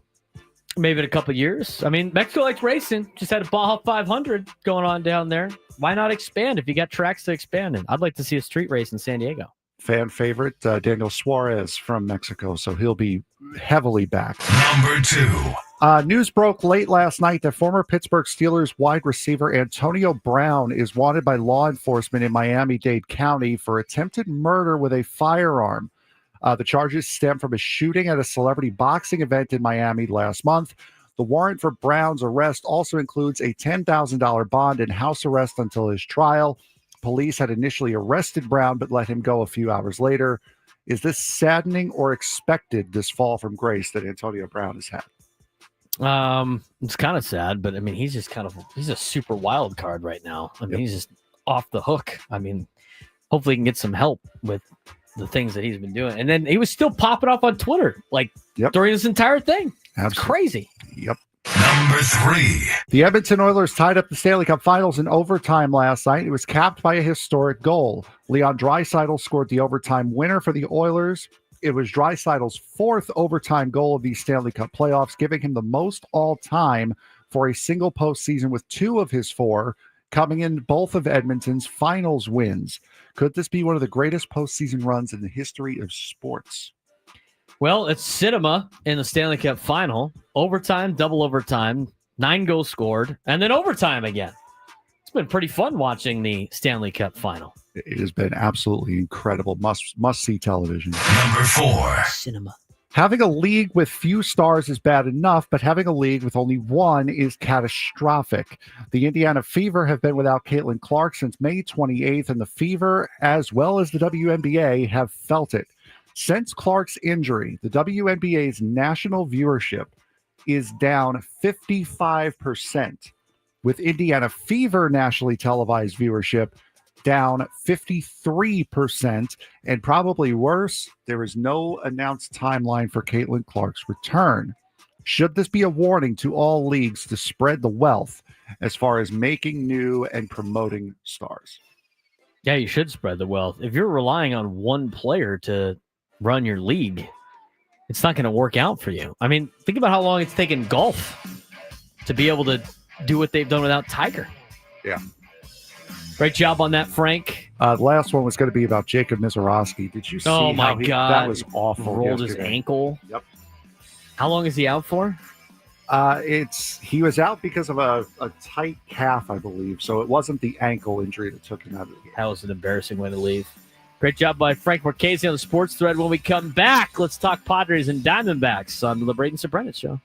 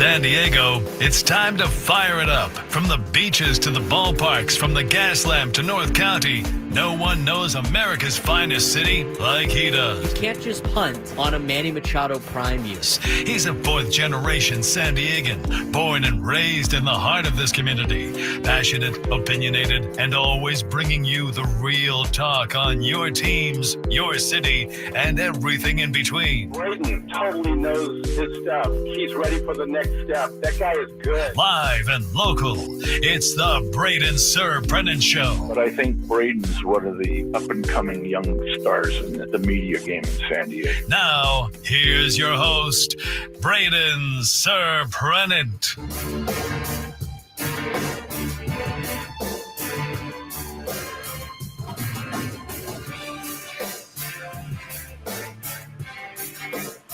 Time for the lunchtime hour on the Braden Surprenant Show. It's brought to you by the Craft Taco. Bold flavors at 2 locations, Sorrento Valley and inside Balboa Park's Natural History Museum. It's a great time. When are we going to get Frank to Craft Taco? It's going to have to be soon because I'm getting sick and tired of answering that question. I'm going to ask you. I'm just going to keep If asking. I had an answer to that question, I would answer that question. They talk about, don't they do like some event on Fridays? Do they have a new thing today or? I don't know. Again, not my week to watch them. To watch the Craft Taco. They're at the Natural History Museum. They usually do some events down there on Friday nights. So if you want to get some Craft Taco, go down to the Natural History Museum. Good idea. And they usually do some type of event down there on Friday nights. I forget what it's called, but something going over. But you got to get the Craft Taco. It's a good future date idea for you. Thank you for that. You're welcome. Craft Taco, Torrey Pine State Beach. Well, beach dinner. You don't even have to go on the beach. You can park your car on whatever that street's called at Torrey Pine State Beach. Don't have to pay for those spots. Have a nice Cali B. California burrito was good. California burrito's money at Craft Taco. But you also mix in some other stuff. The ahi poke taco is delicious. I like their carne asada and their al pastor as well. Got a couple other ones that are delicious. But what are you doing this weekend? Going to Craft Taco? Probably, yes. You can even take a hike after. You can hike Torrey Pines. Right, because you can hike Torrey Pines first and then go to Craft Taco. So that's probably the better way. On the way home. That's probably the better way to do it. I think that is the better way to do it. Go work up an appetite. Have you hiked Torrey before? I have not, no. You've never hiked Torrey? No, believe it or not, when you're 394 pounds, your outside activity isn't necessarily all that high on your to-do list. Well, you're not that, I'm not anymore. But so now you can go hike Torrey Pines. Yeah, I could. I definitely could. Well, yes. It's a great hike, especially in the morning. So you can go like 9 or 10 in the morning, which goes back to our original topic earlier today about doing things, shouldn't be doing these things as a local because you know it's going to be packed. Yes. Mm-hmm. Well, around that time it'll probably be packed, but go hike Torrey. Goes up there. You could see some of the Torrey Pines North course. Walk back down that gigantic hill. Get in your car, drive over to Craft Taco. It's not too far away. I am a fan of any hike at any time of year that keeps me as far away from snakes as possible. It's going to be hard to find those in San Diego, Southern California. But hey, you know what? If you go during when it's hot outside, they're not going to be moseying around too much. Yeah, because they'll be out sunbathing. So I'll be able to see them before they bite me in the leg. I mean, you find them on the trail every once in a while, but not a ton over by the beach. But it's good. You hike. You go up the nasty hill first. You got to time it with the tides. Okay. Go up the nasty hill first. That just seems awful, and then you hike down on the trails to the beach, and then you walk the beach back. That's better. That's how I'll you walk do it. a beach. That's you fine. walk the beach back. You get the hard part out of the way. Walk the beach back. And then you go and get Craft Taco. There you go. Sounds like a deal. Or you could do it later in the day and catch the sunset, you know? We're getting a lot of ideas right now in the chat. We're looking out for you. I appreciate it. And then people are like weighing in on what they should spend their athletics money on. I think, you know what? Frank should spend his NIL money on some craft taco. There it is. I agree. On some craft taco or a craft taco? Another location. Well, they have to. Well, the other one's down, and this one makes sense for like the whatever. If you not a hike guy, big history buff, yes, you could go to the Natural History Museum. I would be more inclined to go to the Natural History Museum. Well, it's close to your house. That for too. one. Go to Balboa Park. You could do the Balboa Park Day. There you go. Walk around Balboa Park. Go to the Natural History Museum. Learn some natural history and stuff. Naturally historize. Yes. And then you can eat a taco. See, with me, or some mini tacos. With me, because of who I am, I would probably spend my most of my day in the train museum. See, you know what? You could do that. Followed by the Air and Space Museum, and then the train museum's great. Yeah, I know it is, but they don't have craft taco there, so it's don't. not as great. Craft taco, get on that one. We need a craft taco at the train museum, in the Railroad Museum, okay, in Balboa Park. Yes, prolific nose. As you do awesome hikes around San Diego, Frank, add potato chip rock when you have out of town hiking friends. I have never done the potato chip rock one. Again, it's very cliche. Again, I will do any hike that is nowhere near Ann Snake. Ann Snake. I knew Jocelyn was going to be lurking in the chat. She keeps waiting for your answers, big dog. I'm sure. She wants the tea. The funny thing is we talked about this on Tuesday, and then I went to the Padre game, and then one of the bits they do on the video board was like, what does this slang term mean? Okay. And it was tea.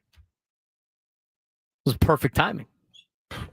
Jocelyn is the queen of tea, as you could tell by the eye emojis in the YouTube chat. She wants the tea. Thoroughly recognized here. Yes. I'm convinced, Jocelyn, that yesterday Frank sabotaged the StreamYard as to not be pressured by your search of tea. I would have needed to have sabotaged Google because that was the big issue. Oh, well, maybe you did. I have outreach, Things happen when I need stuff done. 833-288-0973, 833-288-0973. Let's talk about... I don't really want to talk about the snakes too much. Speaking of snakes. Neither do I. I hate snakes. Why do they have to be snakes? Let's talk about what could be a glaring problem for the Padres as laid out by Kevin Acee yesterday. Padres' 5-2 loss to the Dodgers highlighted a deeper issue, an overworked bullpen that has carried the team through a stretch of close games while the rotation and offense lag.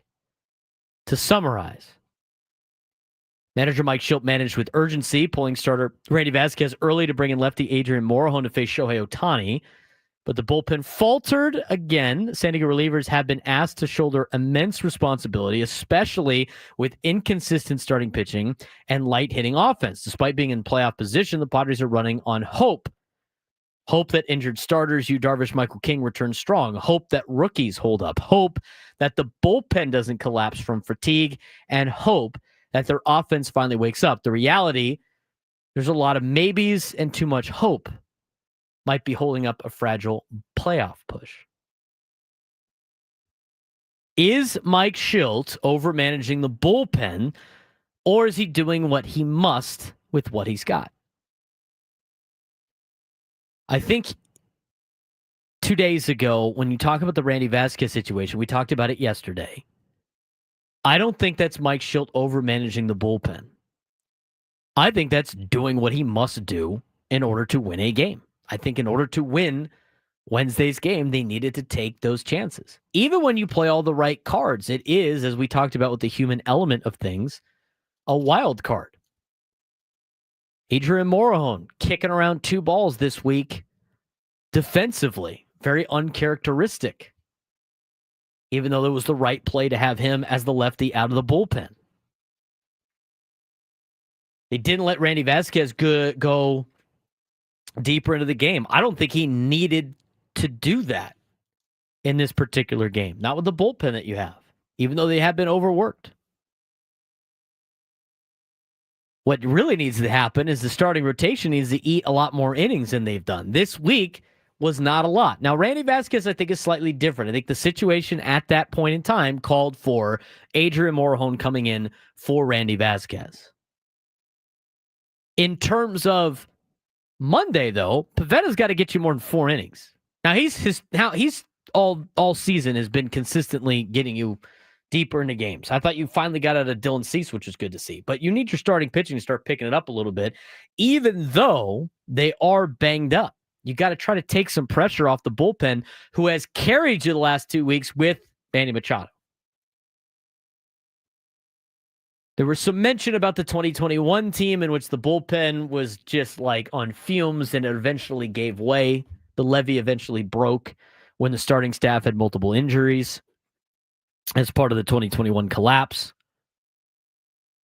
I think the bullpen is tired right now. I think it's a little overworked, but I don't think it's fried yet.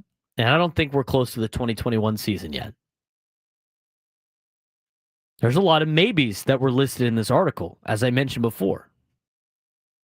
Can you build a playoff team on hope and patchwork? The reality is no, you can't. There's only so much hopium you can have. You do have to address the left field position. You do have to get some starting pitching healthy. And you do need better production out of your core 6, which hasn't been the case the entire season. Those things need to change. Those are the things that they are in control of. More so than maybe going to get a left fielder or maybe a center fielder, or a catcher or anything like that. Padres' biggest deadline need? Starter, reliever, or a bat. They need all 3. We'll answer that when we come back and get you a preview of the Diamondbacks before we are joined by a guest to finish up the 12 o'clock hour on the Braden Surprenant Show on San Diego's #1 sports station, 97.3 The Fan.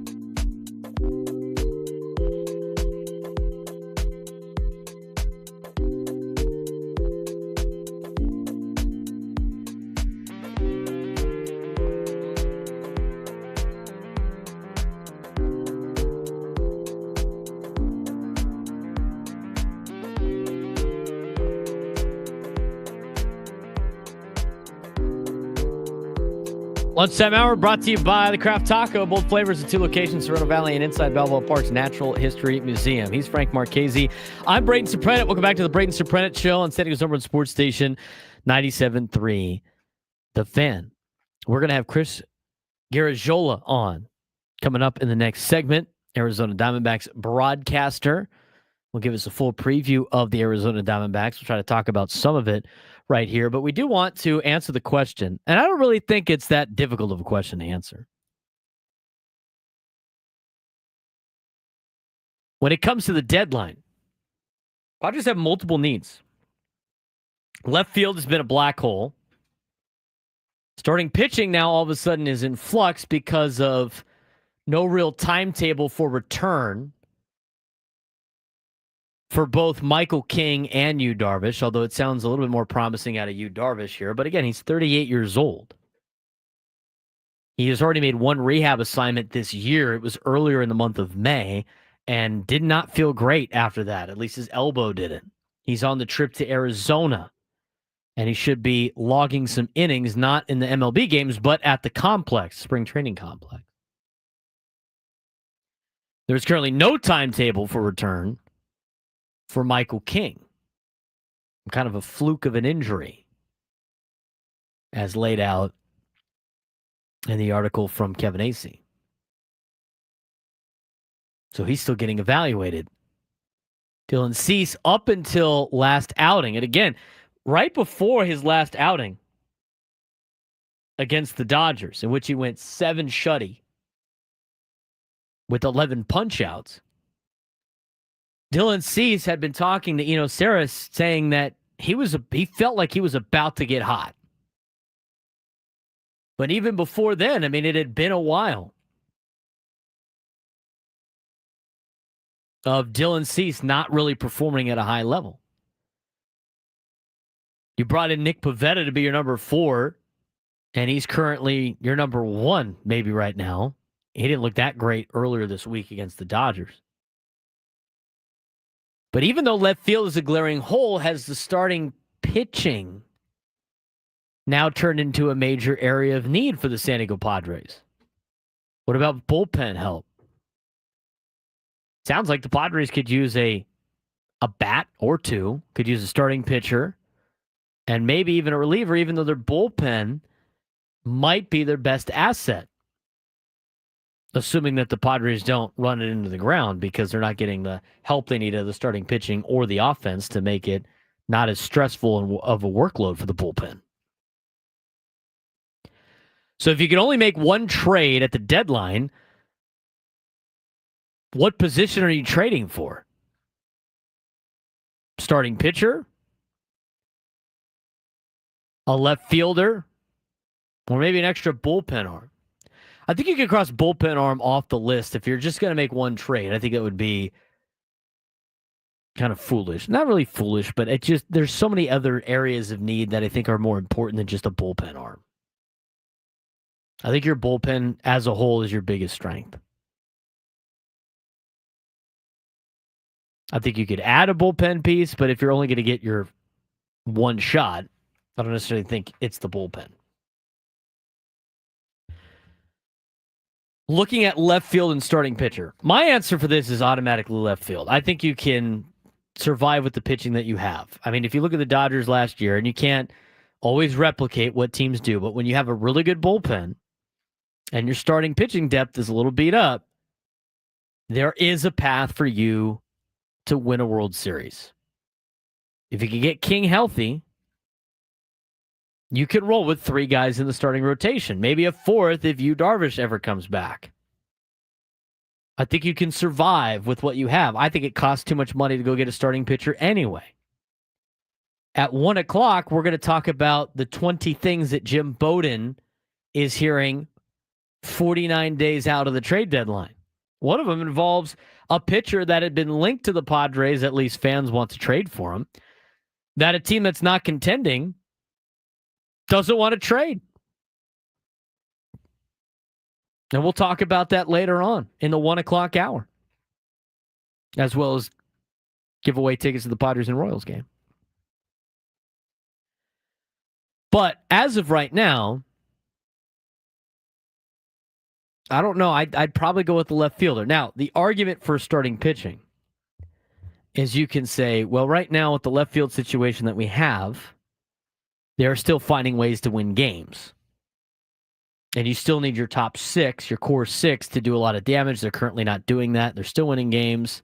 There's a lot of times where you don't notice that the left field is going 0 for at the plate because the starting six, the core six players of Machado and Merrill and Tatis and Arise and Bogarts and Cronenworth are actually getting the job done. So you can make the argument, maybe offensively, we're just good enough to be able to win in the postseason. If we add an extra arm and shut things down, it'll be even better because it will help our bullpen out a little bit and everything like that. I don't really believe that too much. I think you need a left fielder. I think you need a left fielder bad. I don't think Jason Hayward coming back is going to help you. I don't think you can survive with Brandon Lockridge in left field. I don't think you can survive with Gavin Sheets in left field. I don't think you have a lot of options. So in terms of priority, I'd go left fielder over starting pitcher. You have to give up less to get a left fielder than you do have to get up for a starting pitcher. I'd much rather have a new left fielder. I think there's a lot of other options out there in Major League Baseball, and it's not even like you need a drastic upgrade. You just need better than what you have. Just slightly better than what you have. And that's not hard to find on the open market. Now, do you need a left-handed hitter or do you need a right-handed hitter? I think in particular, you'd get a right-handed hitter. You could use a DH too. I'd rather get some bats. I think your pitching staff's good. I think your pitching staff's good enough. I need bats. You need some type of spark to this lineup. And I think it's in the offensive spot. In terms of this weekend series, you're taking on the Arizona Diamondbacks for 3 as you continue your 26 games in 27 days. Arizona's 34-34. They're 4th in the NL West. And they trail LA by 6.5 games with a run differential of -4. They have won 7 games in their last 10, coming off of a sweep of Seattle. Their June OPS numbers are .802 as a team. 19 homers in June, led by Corbin Carroll and Eugenio Suarez. Starters with monthly OPS over 800. Carroll has a 1222. Marte with a 1225. Thomas has one over 800. Suarez, Naylor, Gurriel Jr. So the offense is starting to pick up in Arizona. It's not like they're not coming in a little red hot. They are beat up, but their offense is starting to turn things around.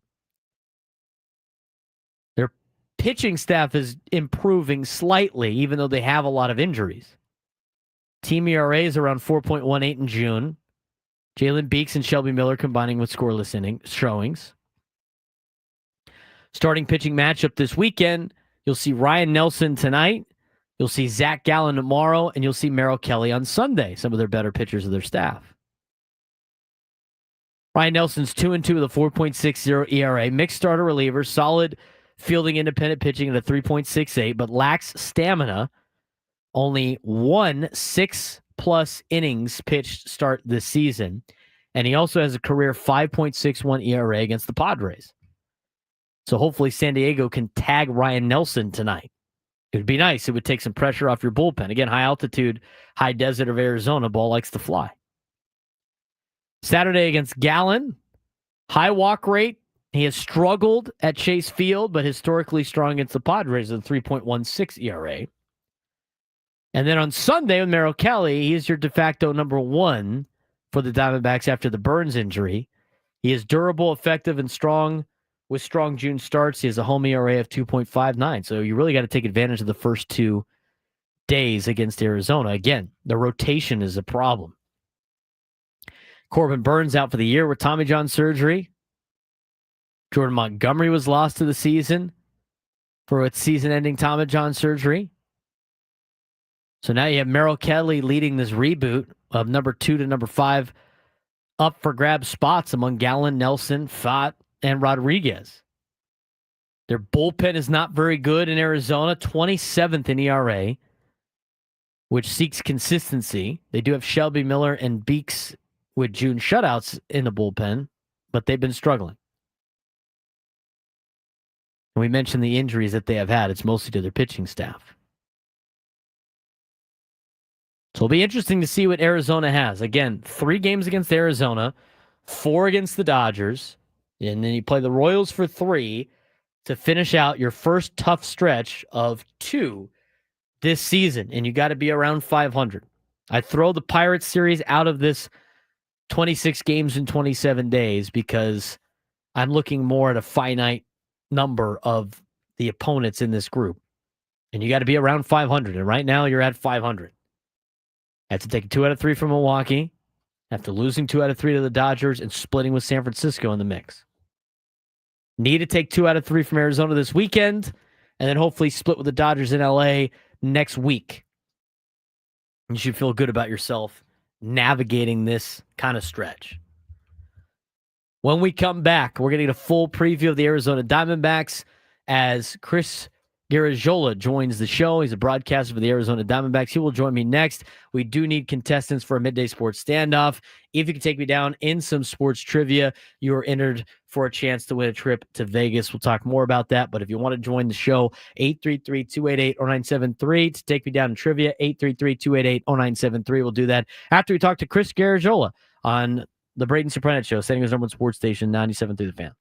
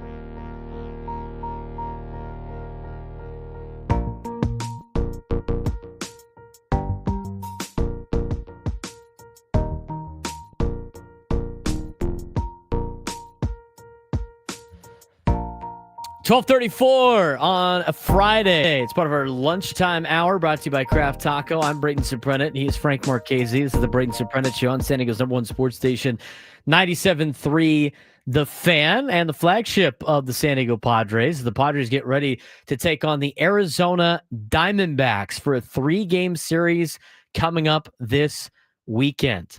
To get us a full preview of the Arizona Diamondbacks, their broadcaster Chris Garagiola joins us today on the Braden Surprenant Show. Chris, how's it going? How's your Friday going? Pretty good. Not awesome that it's already like 108 degrees, but you know what you sign up for when you live here in Phoenix, so I am not going to waste time complaining. We don't have that out here as much, so we don't have to worry about that too much. But good thing you guys have a roof on Chase Field out there in Arizona. A lot of moving parts when it comes to the Arizona Diamondbacks this year. Obviously, one of the most glaring storylines has been the starting rotation, or should I say the starting rotation that was, with the losses of Burns and Montgomery. Obviously, some guys having to step it up, but how do you expect the rotation to stabilize for the Arizona Diamondbacks after losing 2 major pieces to it? Well, obviously that was a bit of a stinger, and you go back to a couple of years in that incredible run to the World Series where I think it was in game number 4, the Diamondbacks had to run with a bullpen game because they only had 4 legitimate starters in that rotation at the time. So what did Mike Hazen and his crew do? We're going to make sure that we have enough depth, and here we are, 2.5 years later, and going into spring, there was potentially 8 guys fighting for 5 spots. Now they're down to 5. And you're exactly right. At the beginning of the season, I know you lose Montgomery about 2 days before opening day, but the rotation was not good. They basically went the first 2 months of the season with a bottom 5 rotation ERA. And just as things were falling in place, especially with Corbin Burns, I mean, he was looking like he had been for the last 3 years. All of a sudden, a couple pitches later, he goes down, has to pull himself out of the game. And now, big question mark if we're even going to see him in 2026. So a long way to get to your question. There's 5 guys. They're kind of at the very fringes of their depth. If these guys can stay healthy and certainly pitch to what they're capable of, I think the Diamondbacks will be able to tread water. Any more injuries, though, and all of a sudden now you're going to have to start going to some AAA, maybe some AA arms.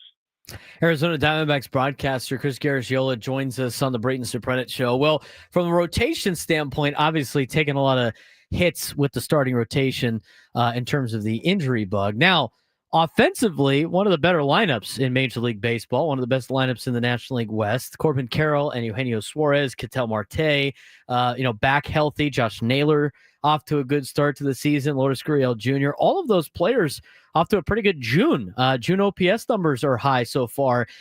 Things are starting to heat up in Arizona. The offense looks like it's starting to heat up for the Diamondbacks. Yeah, and going back to spring, there was all these question marks about losing Christian Walker, losing Jock Peterson. I mean, this is baseball's best run-scoring team in 2024, missed the postseason by a game. How would they be able to recreate that juice? And you mentioned, obviously, Josh Naylor. He's been a huge acquisition. Gabby Moreno has really picked it up since the end of April, where he really struggled. And you're talking about June numbers. Alec Thomas, the Diamondbacks have been looking for consistent center field play. They opened the year with Jake McCarthy. I think he was 4 for almost his first 40. He's been down in AAA since. And Thomas has quietly started to figure some things out with the stick.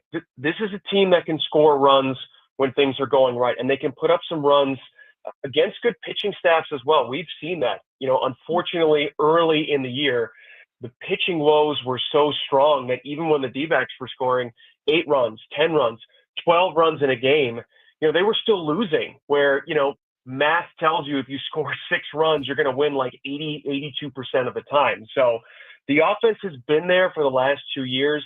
It's great to see what they're doing in June. They're going to have to keep it going because of some of the inconsistent play that we saw in April and in May. And, look, unlike the Padres, the D-backs, they're basically sitting at 500. They're running out of time here to decide if they want to be buyers or sellers. And a couple bad series, and all of a sudden, it kind of changes the direction of what this team thought they might be doing in 25.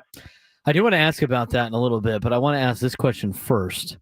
And we've asked, and it's the first time that the Padres have played Arizona this year. This is the last NL West team that they have to play. They've already played everybody else in the National League. And I've asked every other member of the broadcast teams this question when it comes to the National League West and how their teams that they cover evaluate the National League West. With you being around the club, obviously, every single day, how does Arizona view the rest of the National League West in terms of competition?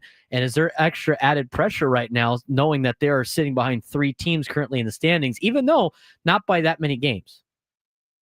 It's really an interesting question. I think the first part, how do you evaluate the National League West? I think we all agree it's the best division in baseball, top to bottom, and that is including a historically struggling Colorado Rockies team. But if you were to make an argument that any of the other 4 were in the postseason, I don't think anybody would bat an eye. And I certainly think going into the year, if you had said any of those 4 teams won the division, you could make an argument here or there, certainly against the Dodgers and that magnificent payroll, but it wouldn't be a huge shock, especially with some of the free agent moves and acquisitions the Giants made, certainly how good the Padres were last year. I mean, obviously a game away from advancing to the championship series. And for the Diamondbacks, getting arguably the top free agent pitcher in Corbin Burns and a nifty trade with Josh Naylor. So to the second part of your question, does this carry any extra pressure? Well, I would say maybe 10 years ago, the answer might be yes. Certainly in the expanded wild card format, that just stacking wins, no matter who they're against in this balanced schedule, is going to help you ascend the ladder. But I think we can all agree, winning games against your division is the fastest way to put yourself back in the postseason mix. It's the only direct way to gain ground within this division. And like you aptly pointed out, despite some of the turbulent outings from the Diamondbacks, they're not totally out of it by no stretch of the imagination. You have a couple week great stretch.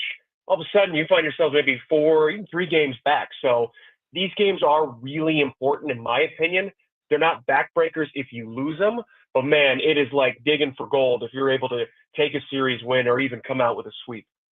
Arizona Diamondbacks broadcaster Chris Garagiola joining us on the Braden Surprenant show. And these every single one of the, at least from the Padres standpoint, series against the National League West opponents minus the Rockies have been playoff level atmosphere games. So I'd expect the same this weekend in Arizona. You mentioned the trade deadline.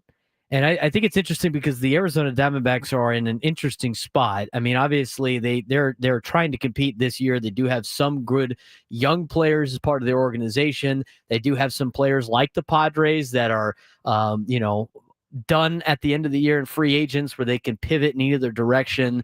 How do you see this kind of playing out? You kind of teased it, but how do you see the Diamondbacks playing out at the trade deadline when it comes to, they got all these injuries that they have to try to fix maybe in the starting rotation. They got some interesting pieces that are rentals for other teams you could build for the future. How out of it do the Diamondbacks really have to be where they can sell to the fans that we're going to be sellers at the deadline? Gosh, that is the dreaded question, right? That unfortunately has certainly been tossed around. And again, just echoing what General Manager Mike Hazen said, he said this last year. The team has to give me a reason to be buyers at the deadline, because you're right. Gallen isn't expiring. Merrill Kelly isn't expiring. Josh Naylor isn't expiring. You've got some guys in the bullpen that would certainly be interesting pieces to move here. And it'd be a real shame. I know that money's not supposed to matter, but the Diamondbacks set a franchise record for highest payroll. They really wanted to capitalize on this momentum here. I don't think they're out of it. If you're asking me to pick, I don't think they're going to be sellers at the deadline. But to answer your question, I think if we got to July 1st and this team were 5 or 6 games under, given the nature of how competitive the top of the National League is, not just the National League West, that's a tall mountain to climb. And to do it against a tsunami of injuries that you're talking about. I mean, I was just refreshing myself before we got on the phone today, right? Justin Martinez, who just pulled himself out a few days ago, could be potentially out the rest of the year with his second Tommy John. Montez de Oca sprained ligament in his elbow. Corbin Burns out for the year. Blake Walston out for the year. Jordan Montgomery out for the year, all with Tommy John. Like, it's not their fault. Arm injuries have been certainly on the rise, but even this, feels a little bit cruel. And the reality is the Diamondbacks, they don't have the payroll like the Dodgers have. I know they've got 14 pitchers on the IL, but, that's a $400 million bank account with which to spend. So the depth is a little bit different for that group than the rest of the field. So I hope that Gallen can maintain this nice kind of 2-start stretch of his. Merrill's just been an absolute mainstay for years. And if they can stabilize things, this team can still compete and can still win. But this month, June, is going to answer a lot of questions that people didn't want to have to look at, certainly going into the season. Chris Garagiola, Arizona Diamondbacks broadcaster, joining us on the Braden Surprenant Show. Last question for you, kind of a preview of tonight's game. Ryan Nelson getting the ball for the Arizona Diamondbacks and Stephen Kolek getting the ball for the San Diego Padres. 6:40 start on the West Coast for this matchup. Chris, how do you, with all the work that you've done already in prep for tonight's game, how do you see this one particularly playing out from the starting pitching standpoint?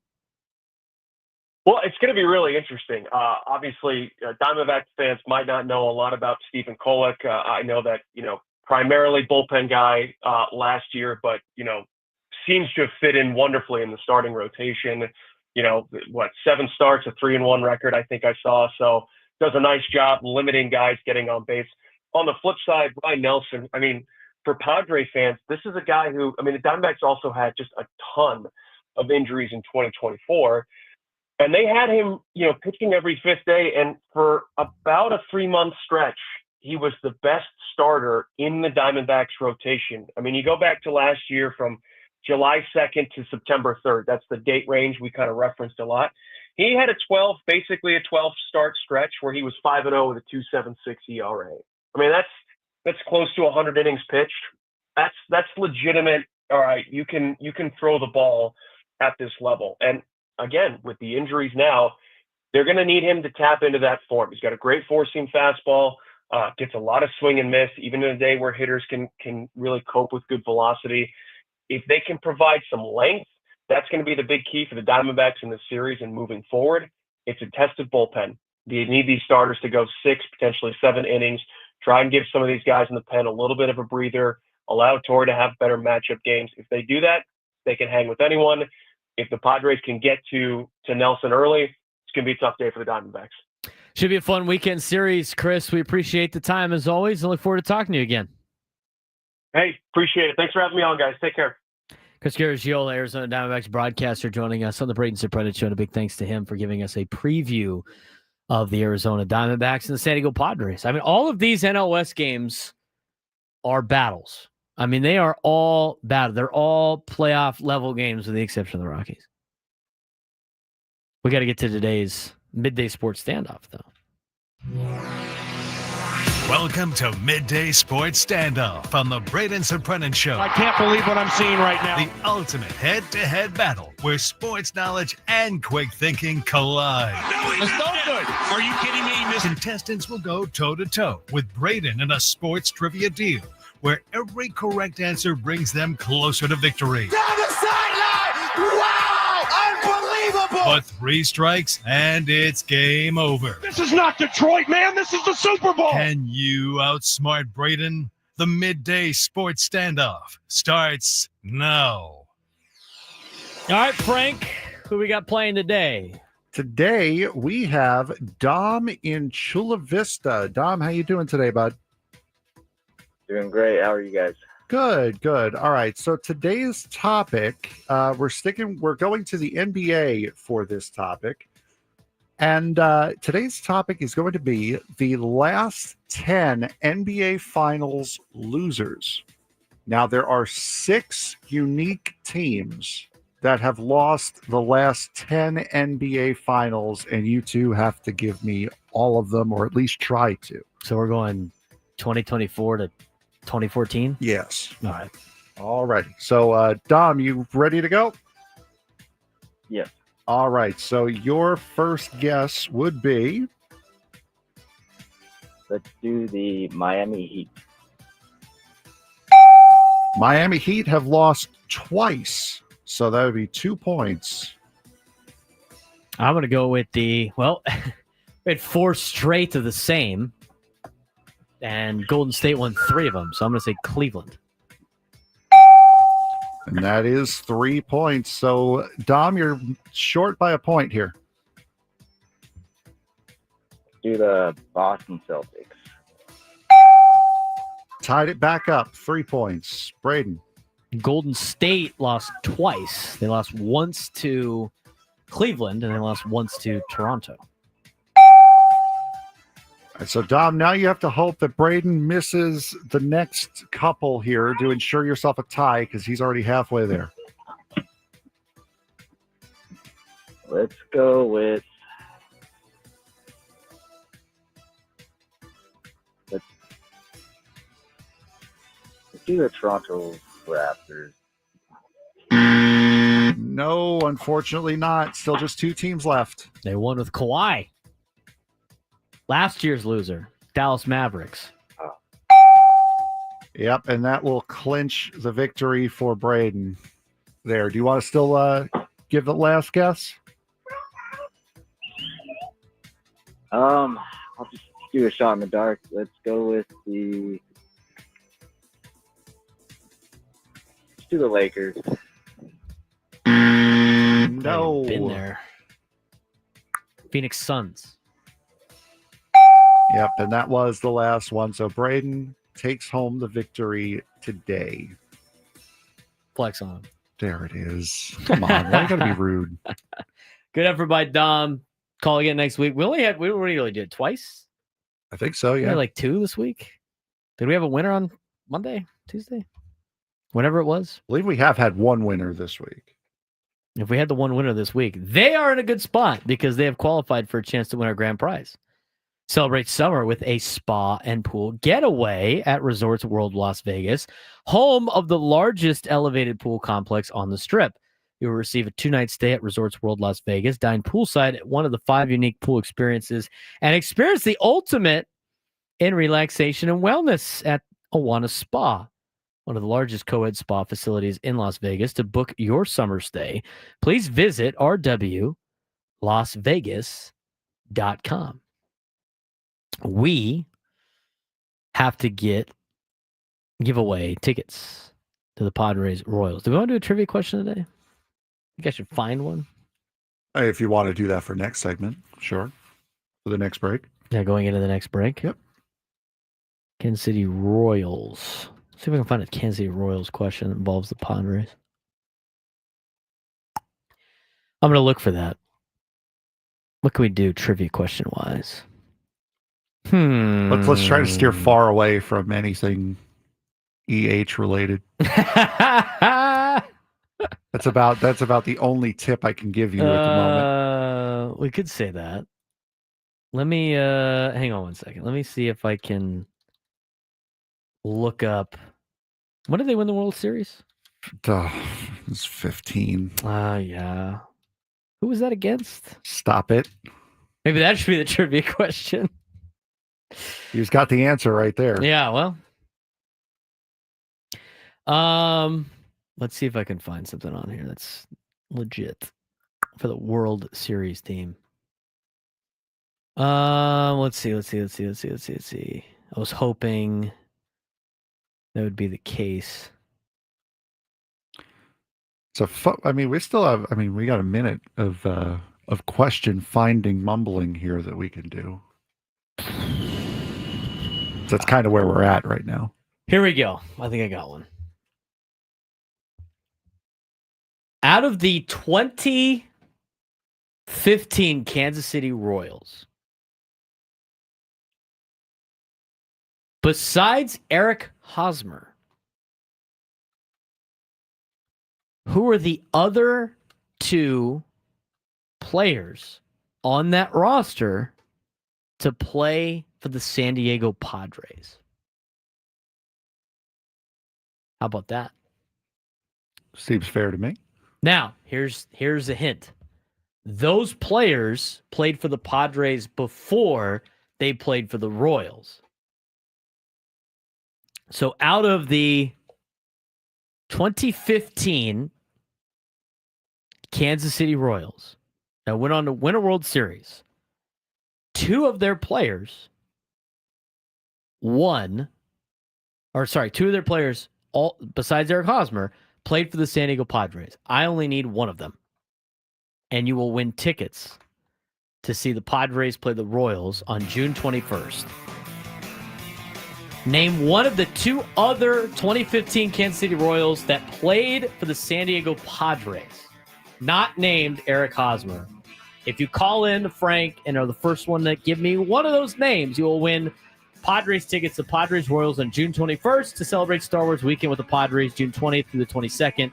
Join them for galaxy-sized fun and secure your seats at Padres.com/tickets. Hour number 4 coming up next.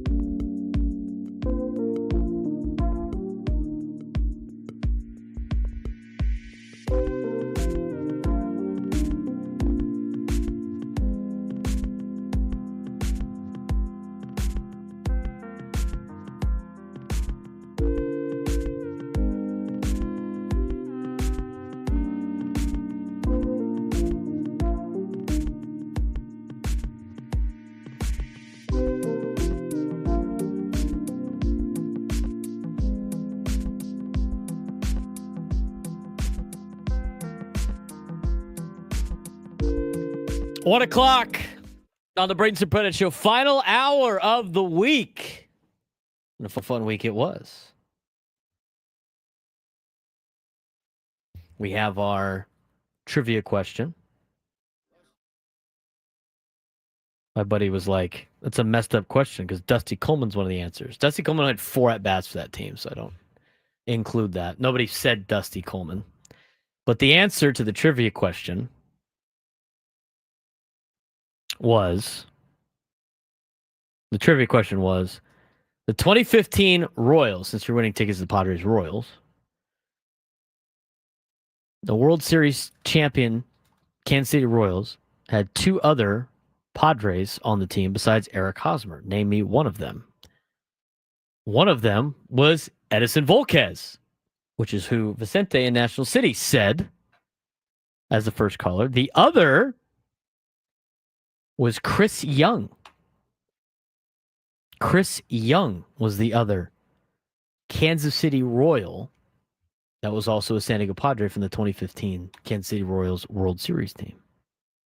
Chris Young, Edison Volquez.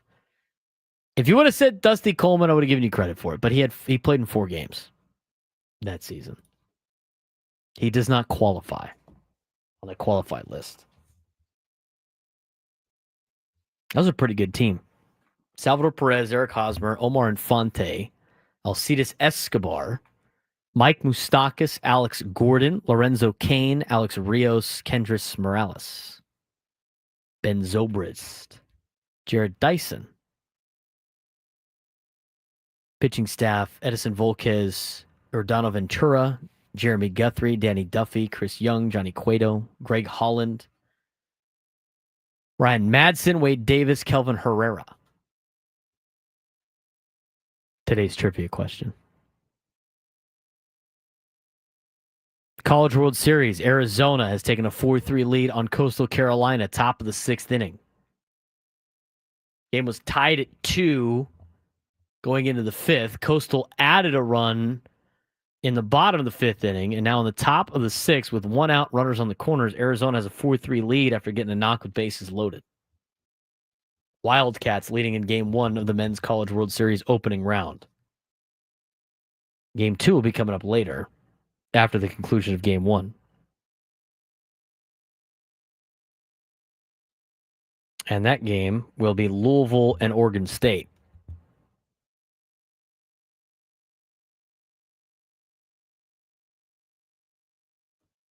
Cubs and Pirates scoreless in the top of the 7th. We went away from the race. Is the race over? The practice rounds? Yeah, practice is over. All right. I wanted to talk about this here in the 1 o'clock hour. We're going to have Drake Hills on at 1:30. But it's an interesting article from Jim Bowden. It might take us a couple segments to get through this. The 20 things he's hearing and watching for on MLB trade deadline with 50 days to go. We're now 49 days to go at the trade deadline.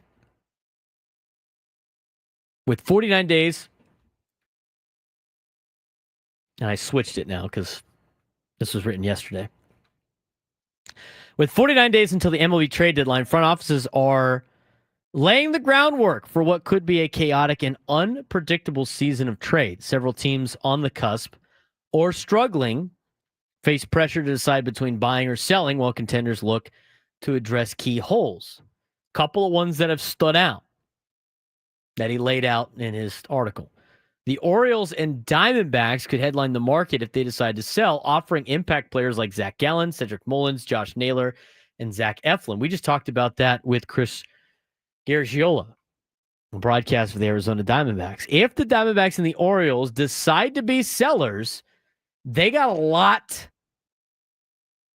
available with guys that are rentals and other players that would be available to help improve their teams. Now, in talking with Chris Garagiola, he would not be shocked if the Diamondbacks turn into a seller if they're like 5 games under 500. I mean, to climb in the National League West that far out would be very difficult. But on top of that, the National League in general is very competitive in Major League Baseball. Now, unfortunately for the Padres, they're probably not going to get a deal done with the Arizona Diamondbacks. I mean, it's just probably not going to happen. It's very rare that teams trade interdivision, and if they do trade interdivision, it is usually during the offseason.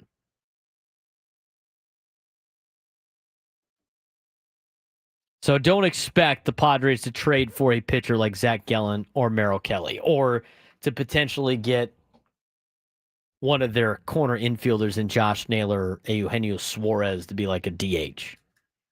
Now, the Orioles have a lot of availability that kind of coincide with the Padres. Zach Eflin, Charlie Morton. I don't know if I really want Charlie Morton at this point in time. Tomoyuki Sagano. They got position players like Cedric Mullins and Ryan O'Hearn, among others. We've talked about guys like Ramon Laureano, who's available could be available for the Baltimore Orioles as well. There's a lot of needs that the Padres have that coincide with the Baltimore Orioles. Now, the Orioles need pitching. And again, continuously with the Padres, I mean, they have pitching depth in the bullpen, but they don't necessarily have starting pitching depth that they can trade as part of their organization. They go on to say teams like the Padres, Mariners, Royals, and Cubs are expected to be aggressive buyers with specific needs in left field, power bats, and pitching depth. When talking more about the San Diego Padres, here's the exact quote from Jim Bowden's article about the trade deadline. Coming in at number 7 on the list of the 20 things that Jim Bowden is currently hearing. The Padres know they need another bat to lengthen their lineup and are focused on acquiring a left fielder. They might be willing to, again, dangle their best prospects to get it done as they try to take advantage of their roster's window to win a World Series. I do not think that the Padres are going to dangle their best prospects to get it done. I disagree with Jim Bowden there. I don't think that's going to be the case. In terms of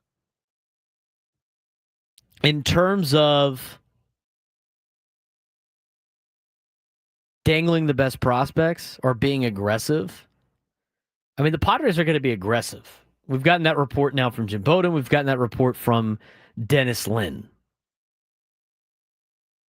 They're going to be aggressive at the trade deadline, but I don't think they're going to be giving up their top 2 prospects. This always happens too. Like when you talk about some national media members, and Jim Bowden's a former general manager, but always it's like the Padres always have to give up like the best player in their organization, and they never do. They hardly ever do that. You can say what you want about the Padres trade for Juan Soto. That was a little bit different because Juan Soto happened to be the best player on the market. You're not seeing that right now. There's no Juan Soto on the market in 2025. Now, if you're talking about some of their top 10 prospects, not Leo DeVries or Ethan Salas, maybe. But I only half agree with that Jim Bowden puts out. They're not the only ones looking for some outfield help. The Royals are shopping for a corner outfielder, and they realize they'll probably have to trade one of their top catching prospects in order to do so. And there was another expert on the Marlins. This one's interesting because a lot of people in the chat today have talked about trading for Sandy Alcantara. Says, don't expect the Marlins to trade Sandy, who's currently got a 7.14 ERA over 13 starts, while his value is down. Instead, they're expected to keep him until he regains his Cy Young Award form, which might not happen until later this year and maybe even next. They can always shop Alcantara, who is coming off Tommy John surgery in the offseason or the next trade deadline. His contract includes a $21 million team option for 2027. However, the Marlins will listen to inquiries on their corner outfielders this summer, since the teams like Padres and Royals, quote, might overpay for Kyle Stowers and Jesus Sanchez. There again, the overpay thing again. Interesting. Other news and notes and nuggets from this that stand out. Big names like Kenley Jansen, Tyler Anderson, Luis Robert Jr., and Eugenio Suarez could all be on the move. Dodgers, Braves, and Rangers are hoping to The Red Sox, Braves, and Rangers are hoping to avoid becoming sellers by getting healthy and turning their seasons around. Dodgers are trying to avoid being buyers just by getting healthy. And the other one that was listed I thought was very interesting in this article, and if you want to go check it out, it's in the Athletic. The front offices of most of the contending teams are underwhelmed by the players the obvious sellers have to dangle for potential deals. Half of these teams were on the list that we came up with on Tuesday. The Athletics, the Marlins, the Pirates, the White Sox, and the Rockies. Front offices underwhelmed by the players that these obvious sellers have available. I wonder if that shifts the market in terms of price for some of these players, like a Luis Robert Jr., potentially. Or like a Stowers of Miami. I mean, you look at we looked at the Rockies. What was that, on Tuesday, Frank? Hey, anybody on the Rockies you want in the Padres? No. The only one of the Pirates anybody's interested in would be Paul Skeens. The Paul Skeens interesting nugget is on there. Here's the latest on Paul Skeens. As Jim Bowden has written many of times, the Pirates have no interest in trading Paul Skeens as this year's deadline.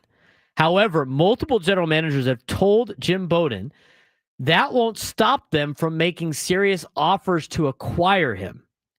And if you're the Pirates, you have to listen because you have so many needs to fill on your big league team and also in your farm system. The return for Skeens in a trade would have to be even more than the haul that the Nationals got for Juan Soto at the 2022 deadline. However, he is the best pitcher in baseball with 4 more years of team control, so it arguably would be worth paying that type of package, as Jim Bowden lays out in his article. I have learned long ago in baseball, never say never.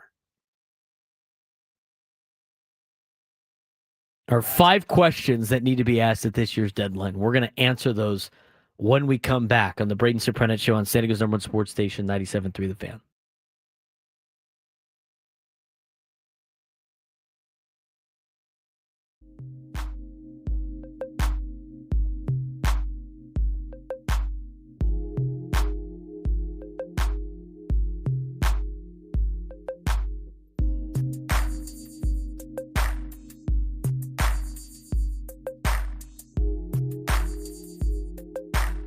I'll be off on Monday, but I'll be back on Tuesday. And Tuesday, we're going to be knee-deep in the Padres-Dodgers series round 2. Let's do that again. I'm going to do that one more time. I'm off on Monday. I'll be back on Tuesday. And by the time we're talking Tuesday, we're going to be breaking down Padres-Dodgers series 2 of the season.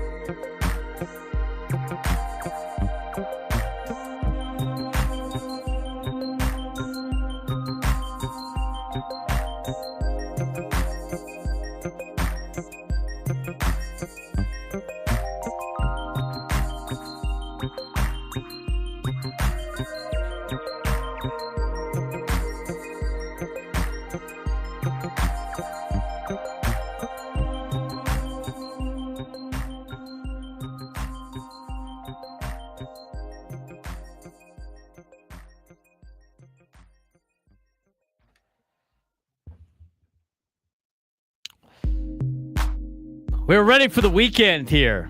We're close. We're close to the weekend. Padres got a 3-game series against the Arizona Diamondbacks.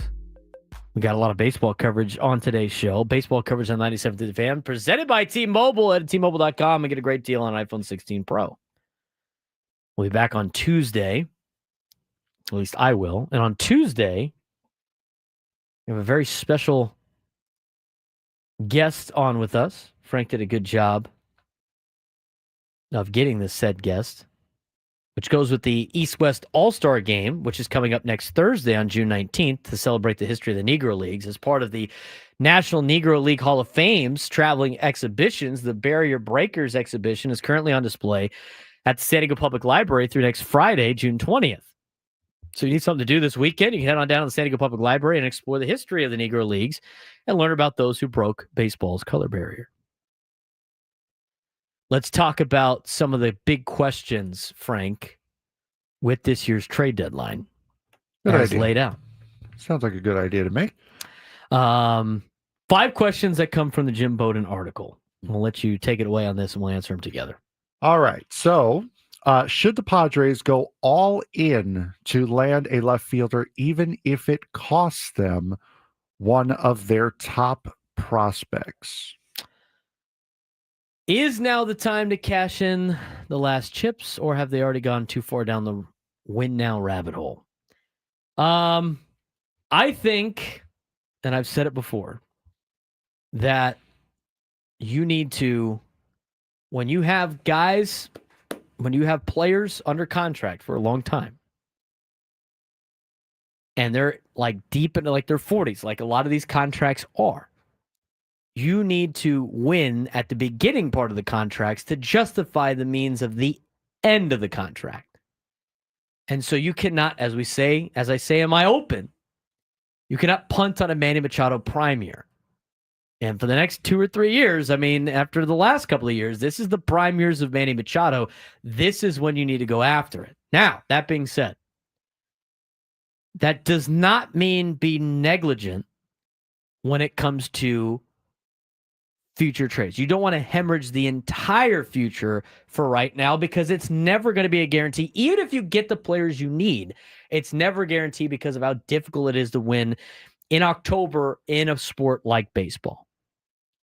So I think it's twofold here. Do I think they should trade away DeVries or Salas for a left fielder? No, I do not, because I don't think you need to. 1. 2, I don't think you should ever. I don't think there's anybody available that is going to almost guarantee you a World Series on this year's trade deadline that is worth trading away one of those players. I don't. So I think you could be all in without being completely all in on the let's just get rid of everybody in our farm system. So I think you should be in on winning and buying at the deadline, but I'm not willing to trade Salas or DeVries for anybody at this year's trade deadline. Your thoughts? No, I agree 100%. This is a year where you really have to look at what do you need to become a competitive team when it comes to the postseason. And right now it's left fielder. A left fielder, as we've said over the last couple of weeks, you can get a left fielder. You are not looking there's no generational talent like you had with Juan Soto a couple of years ago available at this trade deadline, or at least legitimately available. Of course, you could talk about Paul Skeens how often you want, which is our next question here. But this is not a year to completely mortgage the future of the franchise in the fleeting hopes of winning a World Series. I agree. This is just not that year. I didn't think last year was either until all of a sudden they started playing super good at the end of the season. But that being said, no, I don't. You're not one player away. To me, you make that move if you're one player away or one, superstar away like that to go after it. Speaking of insane superstars. Now, what was said about Paul Skeens in this Jim Bowden article was, I have learned to never say never. So let's hear what you got.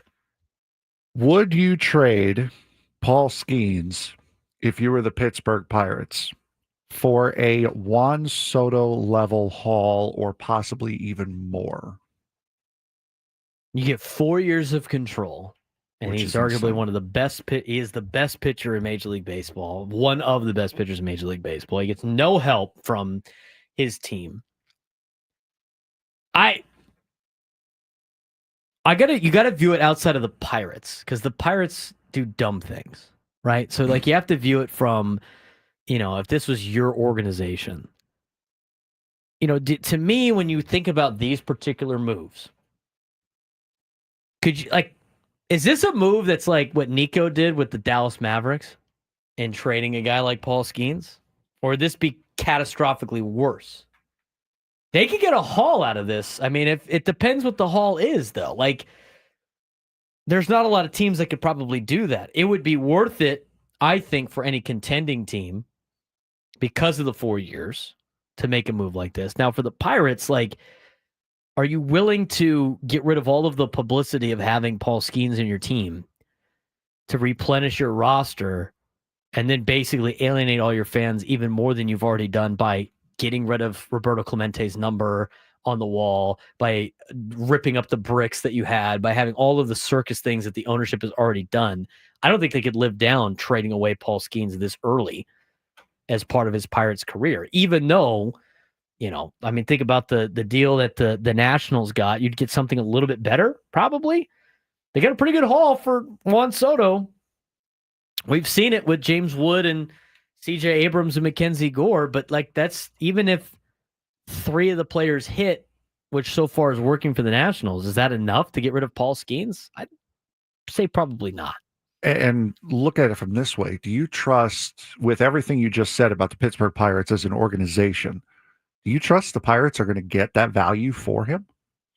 Are they going to get the value, or are they going to be able to develop that value? I mean, some of these minor leaguers, too, they could ruin some of these guys. Now, if you are the Pirates organization, you think that, you probably don't think that. Any organization, even if they're bad, they're not going to be like, well, we suck, dude. So we're going to ruin these guys. Nobody's thinking like that. No, of course.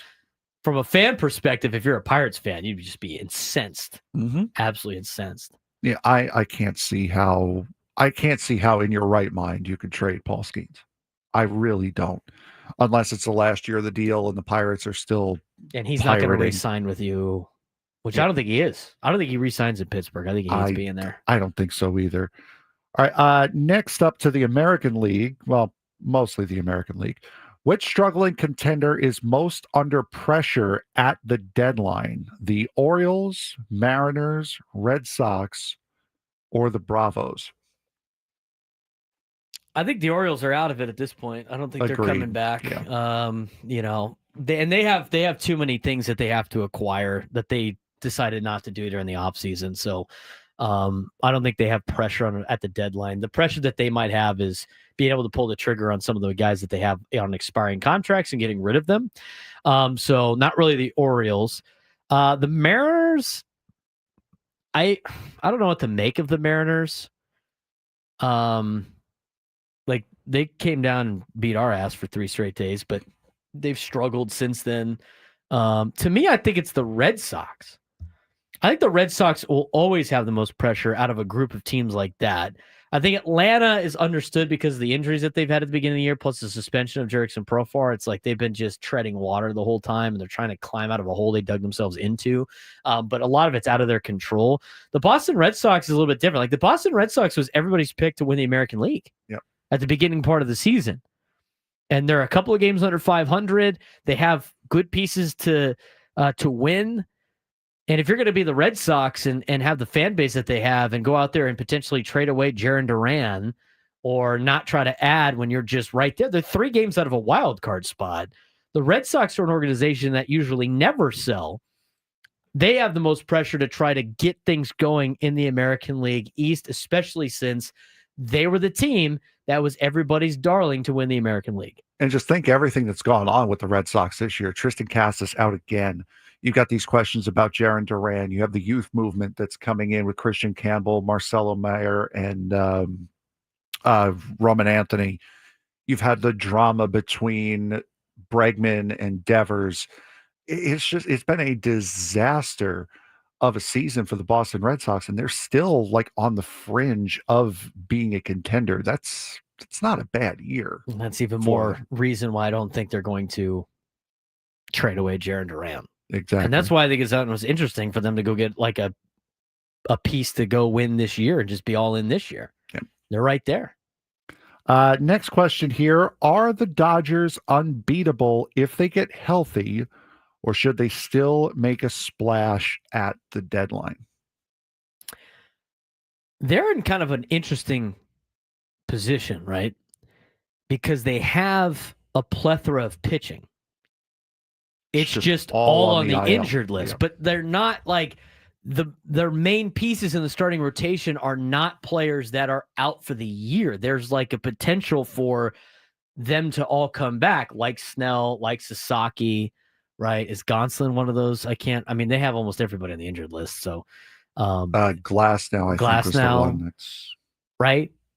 So you're expecting them to come back, but you're rolling the dice here. If you don't make a move, right, and they don't get healthy, now what are you going to do? Like, they're very beatable all of a sudden. I think they're beatable anyway. If you don't make a move and they come back, like best case scenario is you don't make a move, they all come back. It's like adding 3 pitchers at the deadline anyway, right? And you're one of the best teams in Major League Baseball, and you have the best rotation in Major League Baseball. You are getting Ohtani back. Post All-Star game, you should be getting him back on the mound. So you are already adding another piece there. So it's a very interesting question. Now, they have the resources where they could just, it's like a hedge bet, right? They could make the hedge bet. They could go get a starting pitcher. Now there's no such thing as too much starting pitching. So now you have all these pitchers ready to go, and you'd be loaded for the season. Instead of last year where you had no starting pitching and all bullpen arms, this year you could potentially have all these starters. So I don't think they're unbeatable if they get healthy, but should they make a splash? I don't think they need to. So I don't think they should. I think they're going to just like roll with what they got, and I think they're going to take the chance. The dangerous part about the Dodgers right now is their offense. They do not have a single fielder on the IL on their 40-man roster. It's all in the pitching staff. They are a very beatable team right now. My question, at least as far as the Dodgers is concerned, is when it comes to free agent pitching, is winning a World Series worth putting your arm through a meat grinder and never being the same pitcher again after it? True. That's the question. And that could hamstring them pretty severely in the future if enough pitchers say, no, it's not worth it. Final question. Could we see surprise retirements from Bochy or Snitker? And if so, should their teams go for it one last time? I saw the rumor that they could potentially be retiring at the end of the year. Bochy for a second time now. It's just kind of like, to me, these guys never really retire because they always come back. Like Terry Francona, and a lot of them do it for health reasons, and then they still come back. It's like they can't get away from the sport. I don't think Bochy and Snitker potentially retiring should impact what your decision as an organization is in terms of buying or selling at the deadline. Because you don't even know if they're going to retire or not. And if you look at overall, you got to be thinking about the health of your organization more so than whether or not your managers retire. It would be a nice little send-off, but it's not like Bruce Bochy's been the all-time manager of the Rangers. He just got there and they won a World Series already. And you look at the Atlanta Braves, like Snicker has been there a long time, but they're so beat up as it is. I don't know if that needs to make them be bold at the deadline. Braves and Rangers, though, they're still right there and close enough where I can see them doing what they've done in the past and adding at the margins. I mean, the Braves have already done that before. So I could see them adding, but I don't think it's going to be because of the retirements potentially for Bochy or Snicker. And you can also look at the position that the organizations are in, not just where they are right now. They've won recently. Right. Bochy's won a World Series with the Rangers. Snicker has won a World Series with the Braves. So it would be a little bit different and put more emphasis on it, I think, if they hadn't won for how much service they've had. But they both have. And it's been recently. It's been within the last 5 years for both of them. If this was like Bochy with the Padres, like long time, yeah, right? then I understand going let's for it. Try to go for it and give them a chance. But these guys have, they've already won one each, and then Bochy just won it 2 years ago. I know, and you just won one each, and Bochy has been with his organization for like 3 years, 4 years max. I can't even remember. I mean, but he hasn't been there very long. No. So anyway, good work on that, Frank. When we come back, we'll get you the Soccer 101. Drake Hills, contributing writer for Black Players for Change. Change will come on the show, and we will talk some San Diego FC. Just knocked off Club America earlier in the week, whatever level team that was that Club America put out there. And they get ready for Minnesota United FC coming up tomorrow of a first of a 3-match road trip after spending most of the month of May at home. We'll talk about it with Drake when we come back on San Diego's number one sports station, 97.3 The Fan.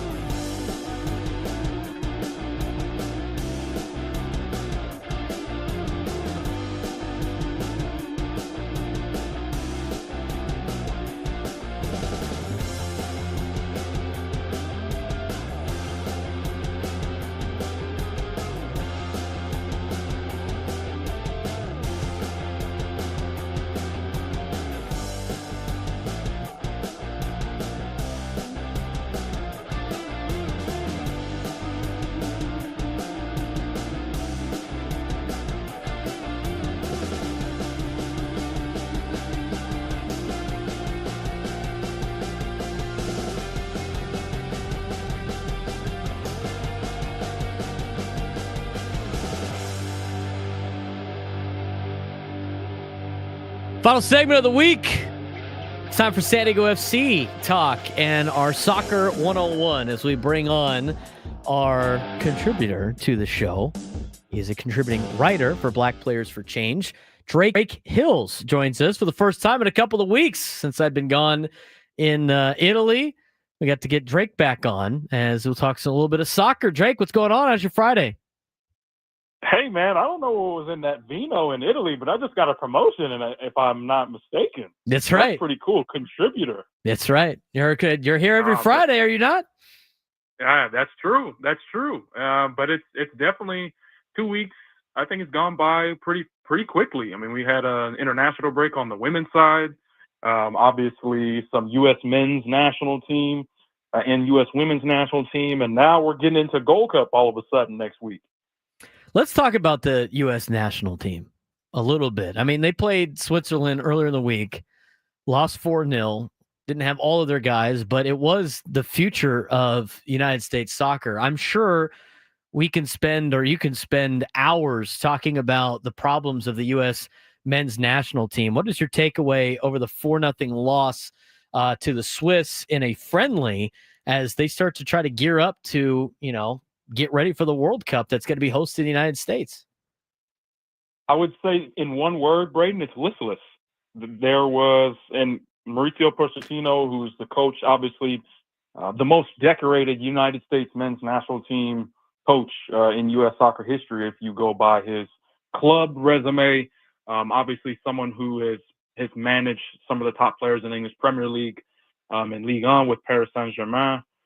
This guy comes in after the dismissal of Greg Berhalter. Obviously the U.S. men's national team has not had a high yet. Everything has been lows. And if you take a look at this roster, as you mentioned, Braden, you're missing the Weston McKennie. You're missing the Christian Pulisic. You're missing the Tim Weah, right? These are not only top players and star players, but they are your attackers as well. If we're thinking about it, Paxton Aronson, Patrick Anjuman, Damian Downs, Brian White, Haji Wright. I mean, Haji is obviously a 2022 World Cup alum, but we have a lot of guys who are hungry to argue and compete for spots. But again, going back to the listless title here, we didn't see in the two friendlies, Turkey, I should say, and Switzerland, we didn't see the hunger and the drive collectively to actually compete against those teams.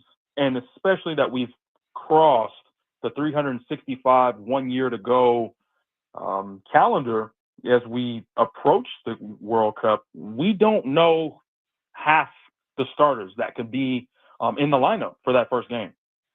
We talked about it a lot. I mean, the youth movement in soccer in the United States has gotten a lot better. I mean, a lot of MLS teams are building academies, and you're seeing it throughout the United States. I mean, it's not, really a lack of athletes. I mean, obviously, a lot of the athletes in the United States do play other sports as well. But, what for you has been the biggest problem that you've noticed when it comes to Team USA in men's soccer compared to the rest of the world?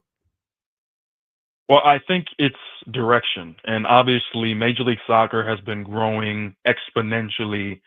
And not only just with teams, but also the quality of these teams. Obviously, we see the likes of Los Angeles FC or LAFC, as we call them, being able to compete against Club America to bump out Club America and get a spot in the Club World Cup.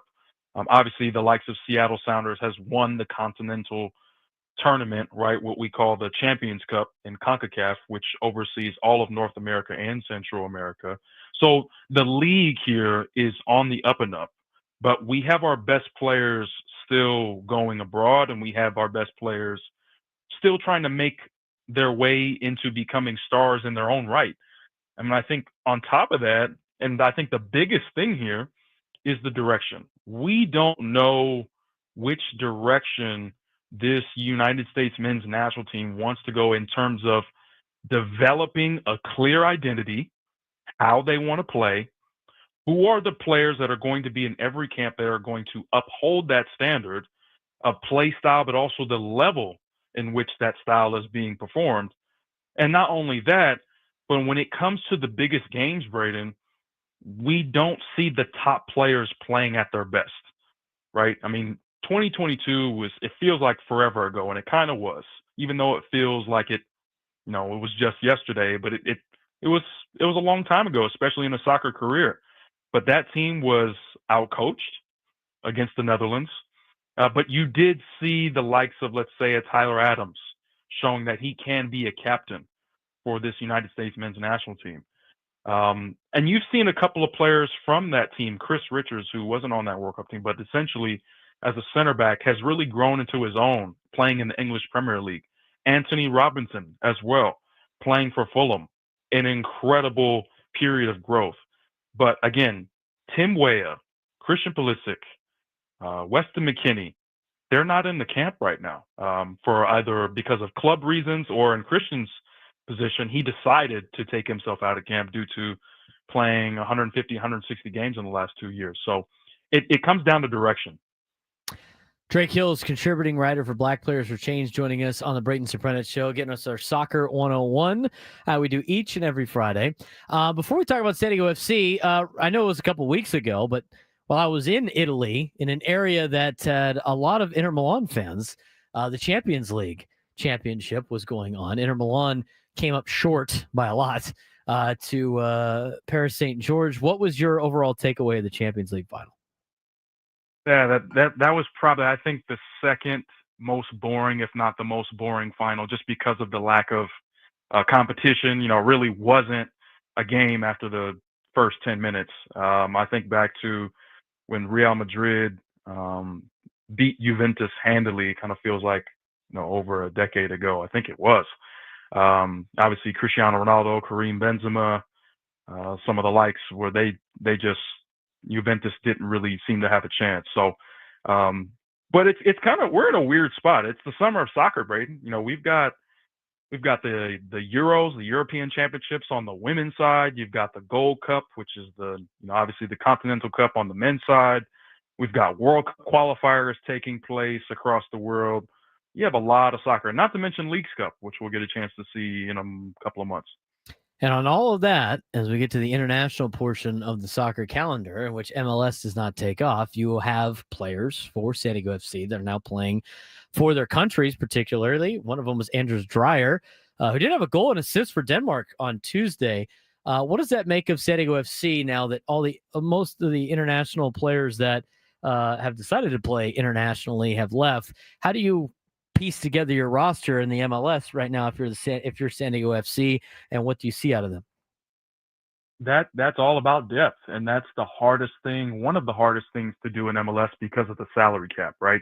The salary budget charge that we talked about a month ago, it's really tough, because especially for an expansion team, you're not fully in form, right? You're still building this team from scratch, even during that first expansion season. And I think that with Anders Dreyer, I think, in my opinion, has been the best and most consistent player, top of the top, offensively, creatively, for the San Diego FC team. But I really like Tomas Angel. We saw against the Club America in that friendly last Friday, or Saturday, I should say, incredible set-piece goal. I think he's really coming into his own.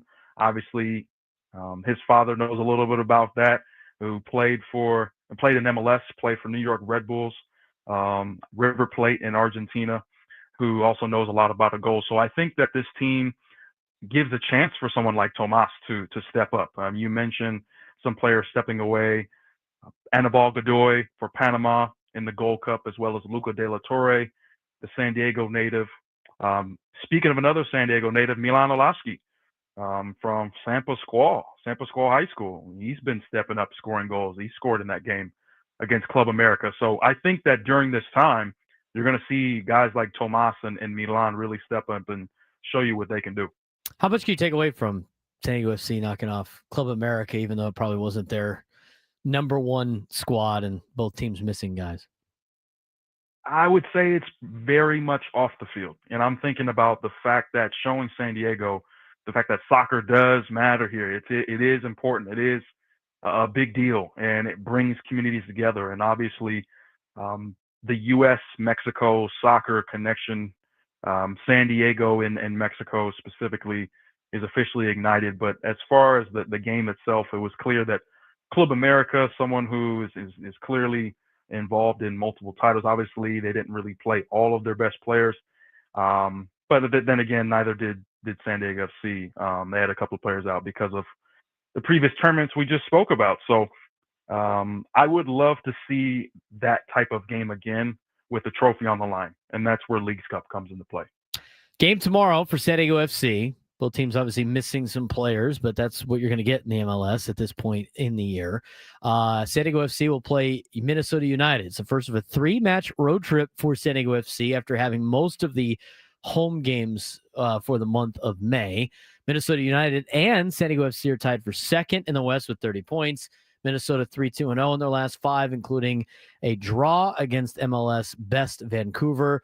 Give us a quick preview of the upcoming match tomorrow for San Diego FC.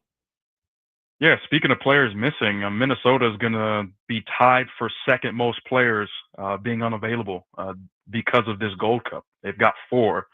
2 of them, in my opinion, are best 11. So, you can call them kind of like in baseball, it's like Golden Gloves or All-NBA or NFL All-Pro, that type of level. Tani Oloshewi is, he's in that category of 8 goals. Kind of like 6 or 7 players that have scored 8 goals this season. He's also got 5 assists, which is incredible. Dane St. Clair, who's obviously a standout goalkeeper for the Canadian men's national team. He will be gone. Joseph Rosales, Carlos Harvey. Carlos will be joining Anibal on that Panama men's national team in the Gold Cup. So something to look out for is how does this San Diego FC team put Minnesota on the pressure, even on the road? I mean, how can San Diego FC really create and put Minnesota in a position where they're having to defend in their own third? So it will be interesting to see how Mikey Varas, the coach for San Diego FC, puts out a team that can do that. Drake, we appreciate the time as always. Thanks again for joining us. Look forward to talking to you again next week. Get a lot of great summer soccer action to break down on our Soccer 101. I appreciate it, and welcome back. It was a great week for you. Yes, it's good to be back. Appreciate it, Drake. Thanks again. Drake Hills, Black Players for Change contributing writer, helps contribute to our show each and every Friday to give us the soccer lowdown. We always appreciate that, and that is how we usually wrap up our Fridays here on the Braden Surprenant Show. Big game for San Diego FC tomorrow. Always a big game. San Diego Padres have a 3-game series against the Arizona Diamondbacks this weekend as well. You got college baseball in full force of the College World Series. Coastal Carolina is now taking a 5-4 lead in the bottom of the 8th inning and trying to threaten some more here in the first game of the College World Series. Oregon State and Louisville will be underway at the conclusion of this game. U.S. Open's going on in golf this weekend as well. So got a lot going on in the sports world, and we'll have a lot to break down next week. Next Monday is my last day out. I am helping out the Don's Alumni Golf Tournament for my high school, so I'll be gone on Monday, but I'll be back Tuesday for the week. We will not have a show on Thursday. Nobody will have shows here on the Fan on Thursday as it is Juneteenth, so we're all off for that day. And then after that, after next week, we're basically back to full go shows throughout the whole week. We will be off on the 4th of July, obviously. We will be here on the 3rd of July. And then I don't know what's going on that week because I think there's a couple of day games mixed into. So summer months leading up, it's interesting. We're all over the place when it comes to our schedule. But Frank will be here Monday with Scraby. I'll be back on Tuesday, and we're going to be talking about the Padres and Dodgers when we come back on Tuesday. Hopefully, the Padres take 2 out of 3 from Arizona. Take 2 out of 3 from Arizona, and then split with LA in 4 games in Los Angeles, and you've basically weathered the storm of the first of 2 major important stretches for the Padres in 2025. He's Frank Marchese. I'm Braden Surprenant. We'll talk to you guys on Tuesday. Coming up next, Tony Gwynn Jr., Chris Ello, and Matt Scraby for Gwynn and Chris. Hope you guys all have a great weekend. Enjoy the sports, and we look forward to talking to you next week on the Braden Surprenant Show, San Diego Summer Sports Station 97.3 The Fan.